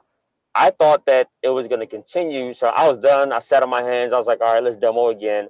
And I'm even journaling my demo trades as much as my live. Like I'm doing that now. So I got in on a sell on my demo when it came up to the top again, but then it actually broke where that 15-minute mark is. So my question is on this now is that did it go up because it didn't have that red high signal on the bigger time frames? Because I was really what I was trying to do was practice the. I'm still trying to get right on that 415 strategy. Like I've been trying it for like a month and a half, like Mhm. here and there, but I just can't get it quite yet. So I know there's something missing. I'll probably go over to you privately or whatever one day. Look at this, right? You weren't wrong, right? You were not wrong because you would have had a zone right here, right? On the 4 hour, you would have had impulse candle rejection on those two candles. That was telling you to sell. You got the sell right here between um, this wick to this wick right here. That was the sell. It just wasn't ready to go down yet, right? I didn't even pay attention to the news or the futures today, so I don't know what happened today, right? I think there were some. I think that they were buying futures today. Um, they were buying up futures, right? So when in those kind of cases, we were really extended to the downside, right? And then the futures start pushing up, right? And even here, this implies that they tried to sell off on futures and then it pushed up, right? So, sometimes even when you were right, like you did everything the right way, but we trying to trade against a machine, bro. Like this is a robot. This is a machine. This is a finely oiled machinery. You know what I'm saying? Like sometimes what we want and what we see ain't gonna always be the case. And don't think it's because you did something wrong, right? It just could be it just wasn't time, or if we look at the 4 hour, maybe they want to put their lower high right here inside of this liquidity before it dropped, because where you were selling it, there's a liquidity in this candle right here. If we look at this on the 4 hour, right? That's exactly what I was looking at too on that 4 hour, looking for some liquidity and the reverse and go back down. Right. There's liquidity in this candle in that area where you sold from, right? And they grabbed it, right? Let me see. We measure this candle right here. You put your kill zone right here, right? That's your liquidity, right? And let's go ahead and get it sharper on the 1 hour, right? Because now on the 1 hour, we could do the same thing. This candle right here, right? That's all your liquidity, right? In between that 1 hour candle and then the 4 hour candle is right here. So you would have been looking to sell from the 1 hour right here from the 4 hour over here, right? Oops. Hey, Corey, can you go to that area on the 15? Yeah, I'll go into it. So here was your area where you would be looking for it, in here and in here. So once you saw a price push up from here into this area, you see when it first got to it, what did it try to do? Right here, it tried to sell off. As it kept going up, what did it do right here? It tried to sell off. Once it got all the way up, this completes the liquidity that it was feeling right here. And notice we started getting lower highs right here. And then it dropped until it got to this point. Now, if we go to the 15-minute, you're still going to see the same thing, right? It reject lower high and still pushed up. It reject, reject, reject over here until we got to this point. And this is when the tables turn right here. But you weren't wrong for taking this sell because you had the liquidity get picked up throughout this whole candle. All of the liquidity starting down here to here was picked up. Yeah, I was Corey, I was actually in a buy for that. The reason why I stayed away from the sell in that area was a couple of things. I think one, I think I put a fib on it on the hour. And then the second thing is in that area right there with all that liquidity is, it's kind of consolidating. It's like just going, it's ranging, it's going sideways. So whenever I see that, I'm not looking. And other thing is, I'm also trading with the trend. So I know it's been going for the buy all day, going long. So I'm looking for buys instead of sells. Like if I'm going to trade a reversal, I'm going to trade the reversal on the fib, the retracement, and then I'm going to hop back in. Maybe if it retraces, I think it retraced down to the 38.2, and then that's when I hop back in for the buy. Like I said, like I mean, you weren't wrong, just like Devin wasn't wrong, just like Chin wasn't wrong. Like nobody was wrong in taking either one of those approaches, you know. Like I wasn't wrong. Right. Like I sold from here and took profit down here. Was I wrong? You're not wrong if you're making money. Exactly, right?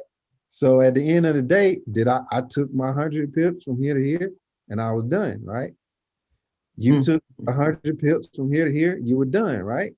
You took 100 pips from here to here, you were done, right? Nobody's wrong, but it's just what we looking for was different, right?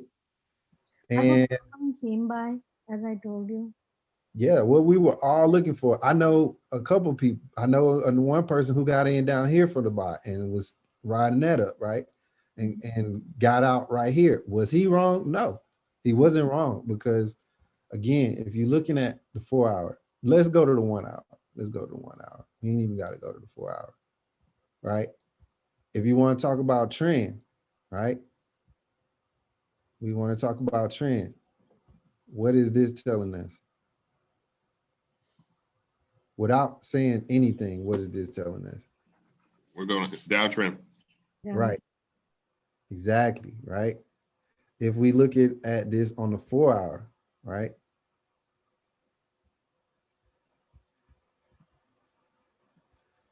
Didn't it say sell? Didn't it say sell right here? Right? So we wouldn't have been wrong, right? We wouldn't have been wrong if we were looking to sell right here too, because we don't know if it's reacting to this trend line or are we going to start a new trend from here, from this level right here. We don't know that, right? Also, oops, same area, right? If we looking at this, right? Let's go to the 1 hour again. If we do a measured move, right? From where it broke, reject it right here. to here, right? And we say, this is our move right here to here. Copy this. From where this sold off, from this lower high, we made a measured move from this Wow. low. Did we not do that? Right? So if we already know we made a measured move, right? From here to here, right? Now, all right, what could we expect, right? We're gonna measure this move to here. Guess what we already did? Right here. Goodness. I keep forgetting about that. I really do. And I Did did we? them in my markups.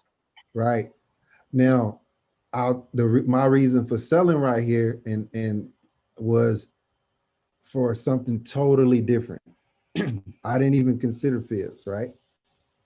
I considered something else, and I'll show you why I sold right there.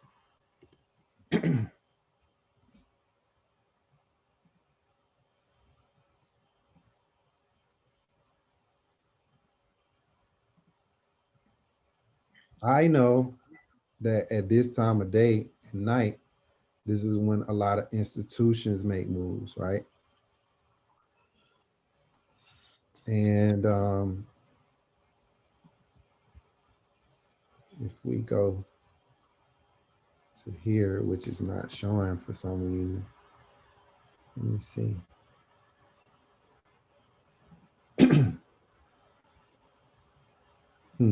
It's not even showing. Oh, okay, here we go.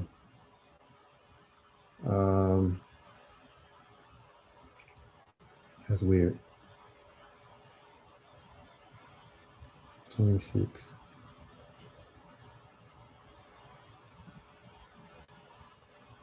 Man, that's weird. It's another show like this. Okay. But anyway, notice this is what the institutional orders are. They were bullish, they're negative. That's what this red line is right here. So if you look where I have my mouse, this was the closeout of last week on the 26th, right? What day was the close of the day? Was it the 26th? 26 was here. Okay, so this is the last area they got annotated for. Right, so on this day, the institutional orders went negative, right?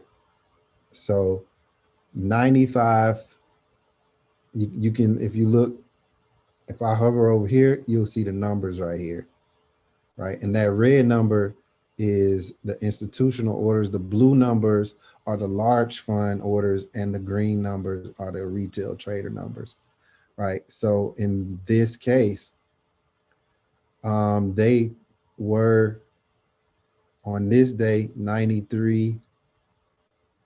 They were about 13 positive, and then they went 10,000 negative, which is actually 100. So this number right here that I'm looking at right over here at this point is 95,000 orders, not 9,500. So they went 95,000 orders negative, right? So that's where I got my sell bias from, right? So my reason for selling down here was because of that. And I still got out of the trade in profit, but this is where, even though I wanted it to sell right here, they don't want it to sell right here. They might want it to sell from here. They might not, right? Because if they're going to sell, they're not going to sell low. They're going to sell high. So it will honestly make more sense for them to sell right here than anything, right? Which is looking like it's starting to do right now. So if in a scenario like that, what am I gonna do is I'm gonna let this drop, and then I'm gonna get my wick rejection because I want to see that it's ready to go first. And then once I get it, then I can take the drop. And you're gonna take the sale. Right. Yeah, Yep. because I was in that and I got out of it. Oh my God. Anyway.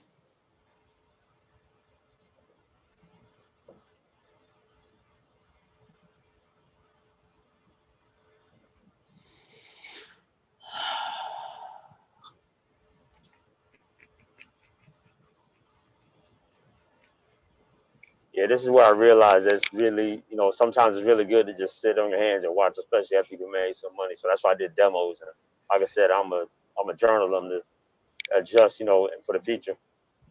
And like, if you made money, like that's another thing too, man. Like, don't stay out of the market. Like, don't like when I make money, man, I might not trade for days, man. Like if I made a good amount, I might not trade for a while because especially if I made my like I've already pretty much made my whole week already just trading this drop.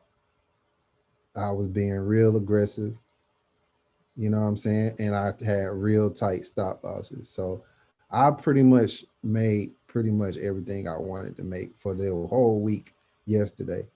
So you know what I'm gonna do for the rest of the week? I'm gonna use my regular lot sizes, but You still gonna coach us, right? yeah. That's what I was about to say. Like even when I take trades to this the rest of the week, I'll probably be just using really tight stop losses, right? I can use my normal size trades and just use tight stop losses, but I also can be patient, right? Like if it's something that I don't like, I'm not gonna get in it. If it don't do exactly what I wanted to do, I'm not gonna get in it, right? Because I don't have to, you know. That's what I want you guys to do. Cause like to me, if you're taking more than 2 to 4 trades in a day, you're not doing something right. You should be especially getting in on SPX.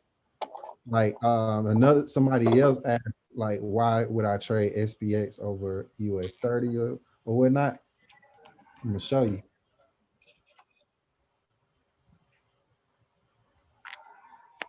So this is NAS, this US 30, this SPX, right?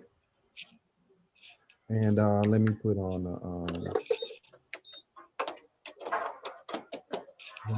the session break.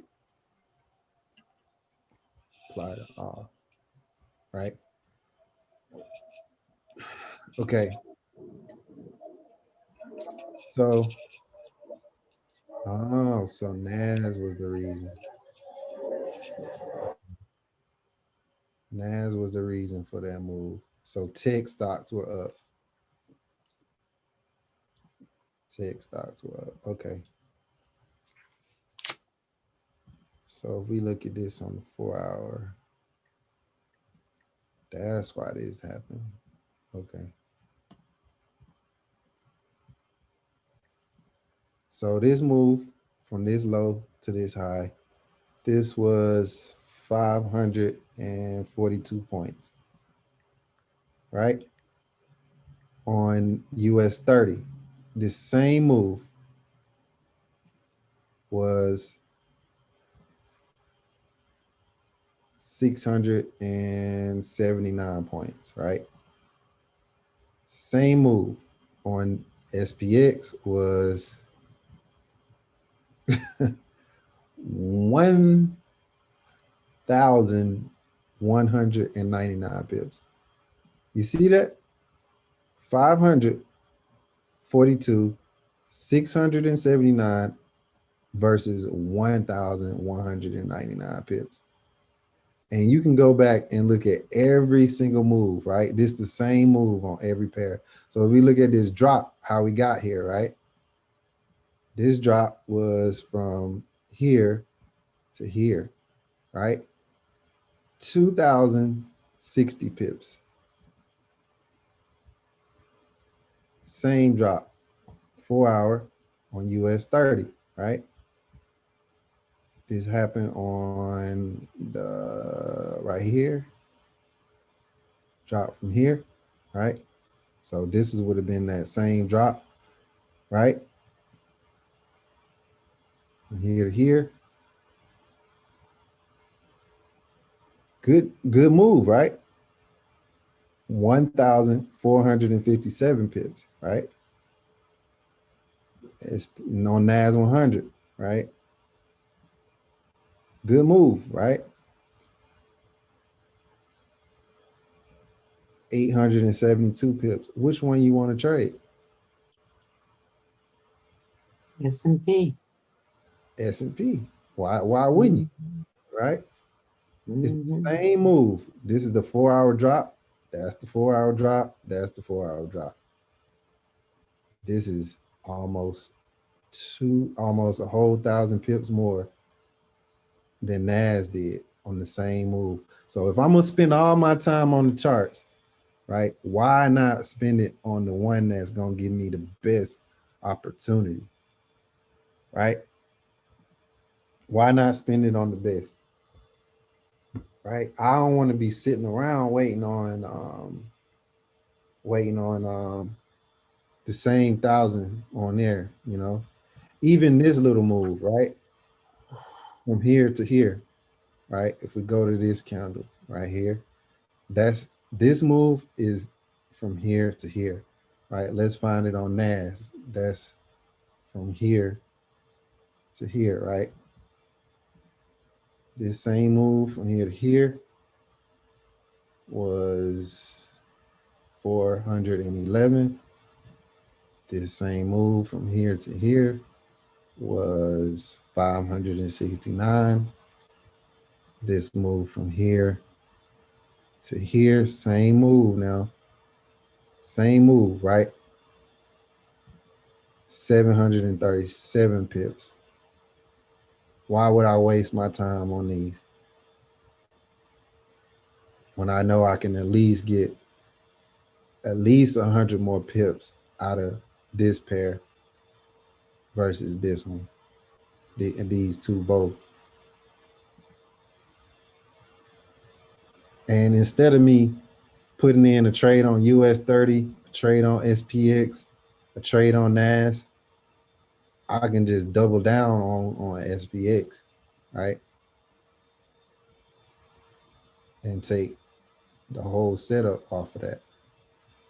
So it makes more sense, mathematically speaking, to do it, you know? I'm actually about to take a small entry on this SPX, just to let y'all know. It's not gonna be a big trade. I wanna use about a 50 pip stop loss. I am actually about to selling, right? I'm about to take a small sale right now. It's gonna be a tight stop. My stop loss is gonna be right above this high right here. So I'm gonna use the same candle on the 4 hour to take this trade. So I'm gonna use a stop loss of 37.81, and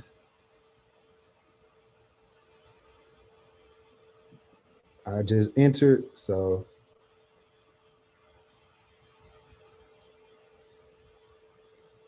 and I'm gonna look to trade back down to probably here, 37.15.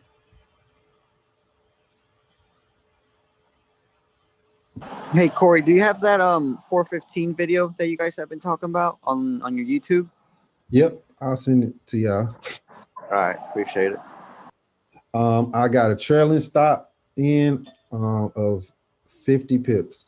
So once it hit 50 pips, my stop loss will be at break even.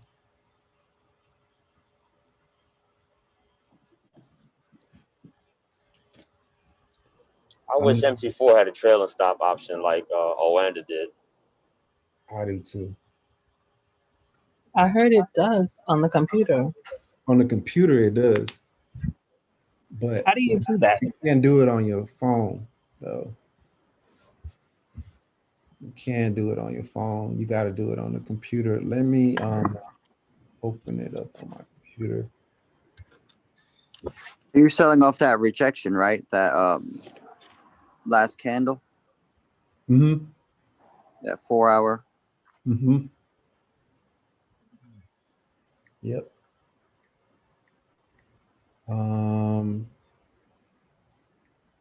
Let me open up the demo account and I will show you.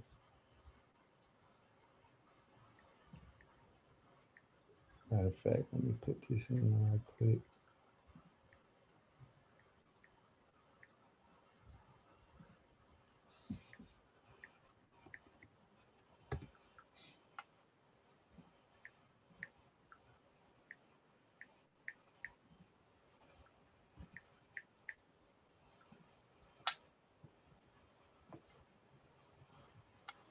Demo account is where is here.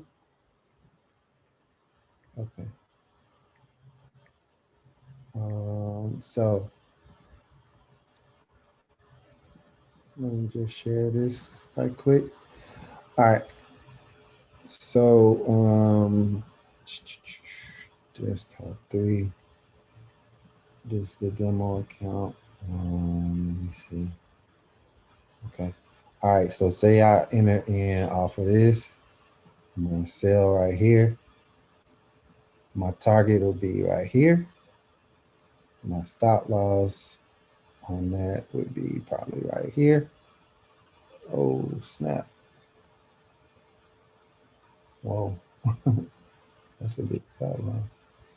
What am I using?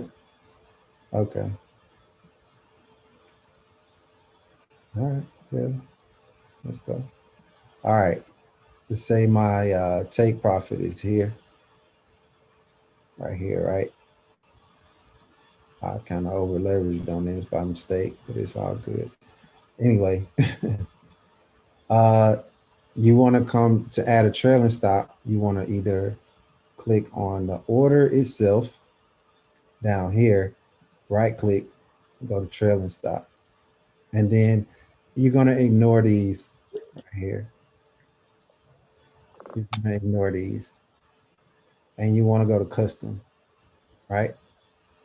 And your points are usually 10 to 100 pips, right? So if I use 15 points, that's probably 1.5 pips, right? So we're gonna measure this, right? So if I wanted to take this 50 pips in profit, I would be going right here, right? 50 pips. So for, let's look at a different pair. Let's look at gold. So gold, let's say we sold gold. We're gonna sell gold. And we're gonna use a 0.01. Right, let's say we're selling gold. And this is gonna be our take profit, right? Right here, right? So we know for every point is 10 pips. So if I'm at 1855, I go 1854, I just went 10 pips, right? If I go 1855 to 1853, I just went 20 pips, right? So in this case, if I'm going to measure this, right, and I want to have my take profit to be 50 pips, right? So I'm at 55, 54, I just went 13, I just went 20, I just went 30, I just went 40, I just went 50, right? Right here.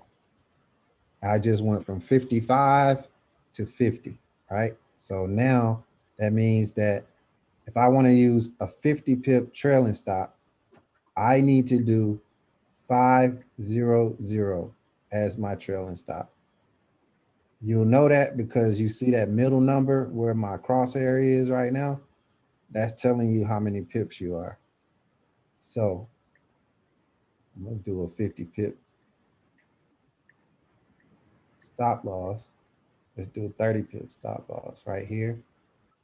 My trailing stop, I'm gonna come into, I can either right click the order right here, go to trailing stop, and then go to custom, or I can hover over the order, right click, go to trailing stop, and then I want to go to custom, right?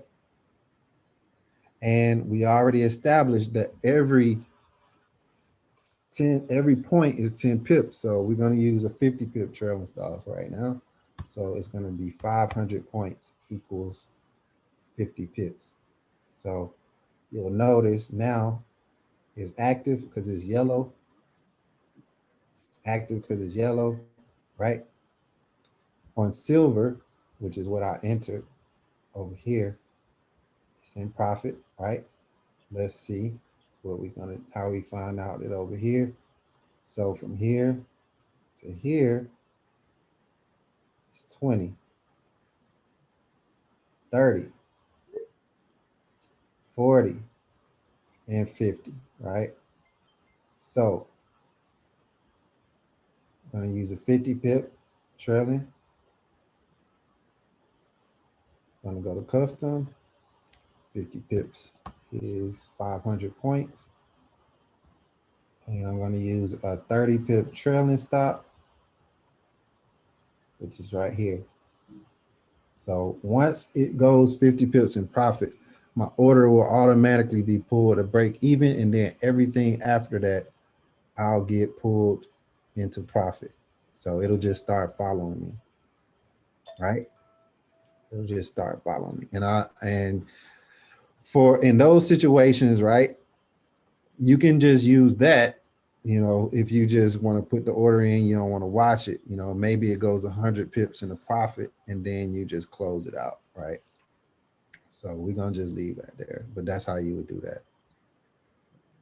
And then over here,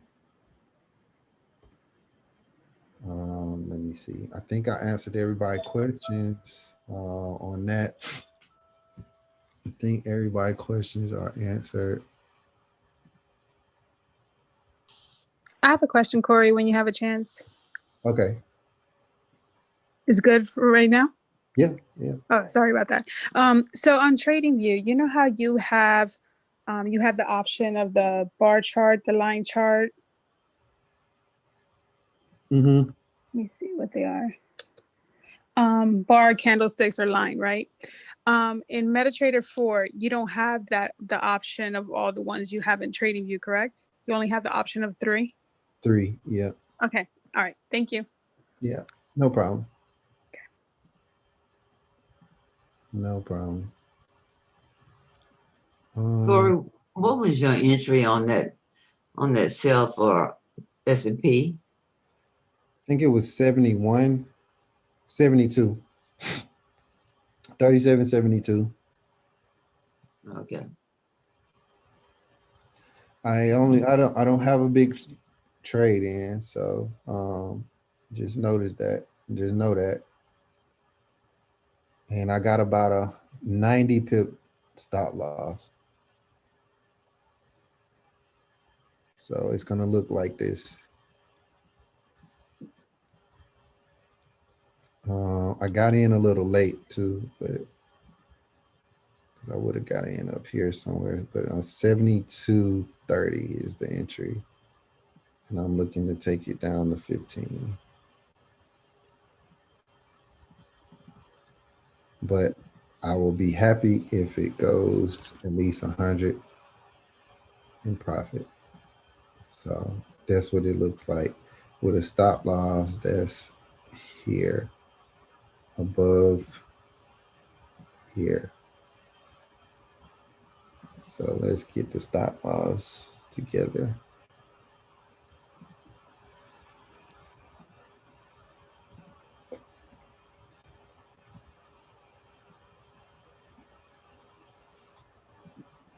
Thank you. Thank you. Corey, if we had traded like GameStop and those stuff with our brokers, would they have stopped us also from trading or from closing in profit, or is that just other platforms, or is that complete? Is that like completely different trading? No, I mean there's a possibility, but I don't think that most cases. In most cases, they don't even have those pairs available for trade on this platform on MetaTrader. Oh, okay. Yeah, they don't even have that available. So it's likely you wouldn't have even been able to trade it at all because it wouldn't have been available as a pair for you to trade. Also, only if you like trade options with the other platforms. Or you have a retail broker where they have that available, like TD Ameritrade or Fidelity or E-Trade. Yeah. Yeah. So yeah, my stop loss is gonna be pretty kind of tight. So it's gonna be about 100. I think that back is gonna be about 100 pips. It's gonna be 94 pips stop loss. So yeah. Let me make sure I'll add that. So it's gonna be 81.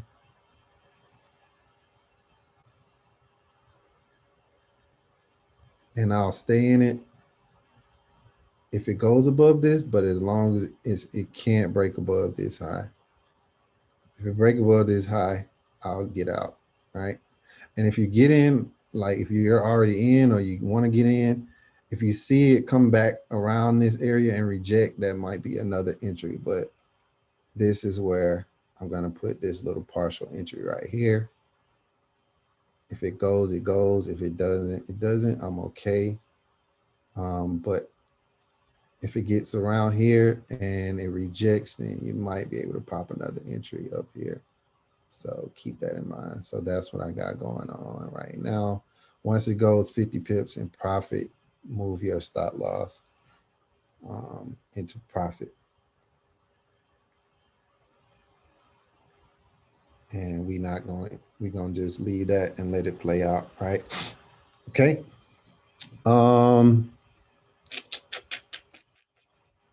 We might have some issues at 58 right around here, but I think that's about 100 pips already. So let's see. Yep, that's right around 130 pips. Might have a little issue right there, but if it's ready to go, just let it go. Just move it up. And 50 pips in profit will be right around 66, 67 pips. Okay.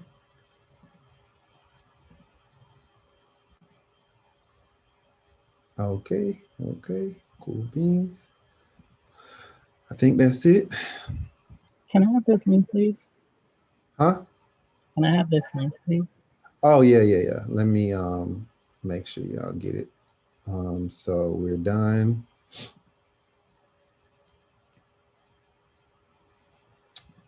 That's the how-to session for today.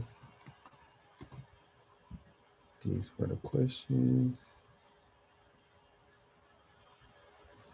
And then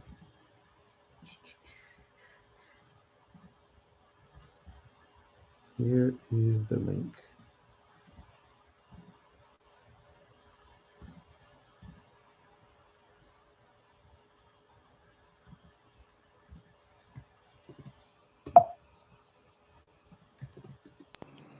And if you don't mind showing the 415, please. Yeah, I'll get that too. Thank you. Here is the link for this one. And then other one, oops. Save. Like and subscribe, of course. Of course, like and subscribe if you can.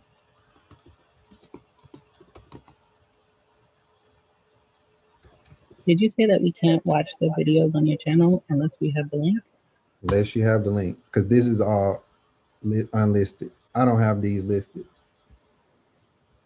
I got a couple of videos on my channel that's available, but the majority of them, I don't have them listed because I don't want everybody to have access to this. Mm-hmm. But you said like and subscribe. But Yeah. if we subscribe, we won't get any alerts. You will. You will. Y'all get, you don't need the alerts because you guys do this. Like, you know when I'm gonna be on. You know exactly when I'm gonna be on. So you don't even need it. But still, like and subscribe just because it's cool. Yeah, let me make sure. So you don't want to become YouTube famous, Corey? Not for this.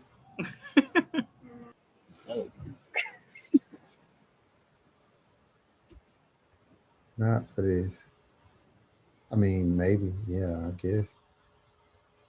I don't know. All right, guys. Pay attention to the trade. Make sure that you get, you manage it properly. I just showed you guys how to do the trailing stop. So I hope all of you guys put a trailing stop in. Once you go 100 to 50 to 100 pips, stop loss and profit. And Can you put in a trailing stop on your computer if you entered on your phone? Yeah. You just gotta go to your computer and you'll see the order and then you'll be able to modify it. Yeah. Does MT4 work pretty good with parallels? Because I have parallels. I haven't downloaded MT4 on the Windows side. That's what I'm using. Oh, okay, cool. Yeah, that's what I use. I have a Mac and I have parallels, so that's what everything that I'm doing is running on. When you got parallels, did you actually buy like a Windows package, or you just used regular parallels without buying the package of Windows? I didn't buy it. When I installed it, it was a version of it on there, and I just used that. Oh, gotcha. And I mean, it is annoying to have that activate Windows. Yeah. But I mean, I didn't know if it was like necessary or something. That's how I've been running it, but yeah, it is pretty annoying, but I'm not paying attention to that. It's still doing everything I want it to do. So yeah, I'm just gonna leave it like that. If I get around to it, then maybe I'll update it, but I'm not really concerned about that. yeah, me too. Appreciate it, man. No problem. So did you put stop loss or this is mental? No, I gave the stop loss too. No, means did you put that or I need to watch physical? Yeah, I put a stop loss. Okay, thank you. This is it right here. Okay, got it. Thank you. The stop loss, I remember I said it'll be first. The one I'm using is here. Yeah. Mm-hmm. I use 37.81.70. Mm-hmm. And then if it gets to that point, and if it does push above this, but it doesn't close above this high, I'm gonna stay in it. Okay, got it. I'll start getting worried right here. Mm-hmm. I'll start getting out right here. Okay, got it. Thank you. So, yeah, it's probably about to range though. I ain't gonna lie. Mm-hmm. It might range for a minute now that I'm looking at it. So yeah, it's probably about to range for a minute, but that's cool. Like I said, as long as it don't break above this and 37.85, then it should be good. And like I said, even when I told you to enter this trade using a small lot size, because this isn't the time when I would normally trade. So this trade is not one of my high probability trades. This is, I saw something on the charts I like what it looked like, I entered, right? If it goes my direction, it goes. If it doesn't, I didn't use a big lot size, so I don't care what happens to this trade, right? But I would not do this if this was during my normal time frame to trade, because I need confirmation. This looked like confirmation over here. This looked like a rejection over here. And then this, if this is correct, then this should do what I'm expecting it to do. Okay? Got it. Thank you. All right. You guys have a good evening. Oh, okay. You too, Cory. Okay. Thanks. No problem. Thank you, Cory. No problem. Thank you, Cory. No problem. Thank you. Appreciate it, Cory. Later.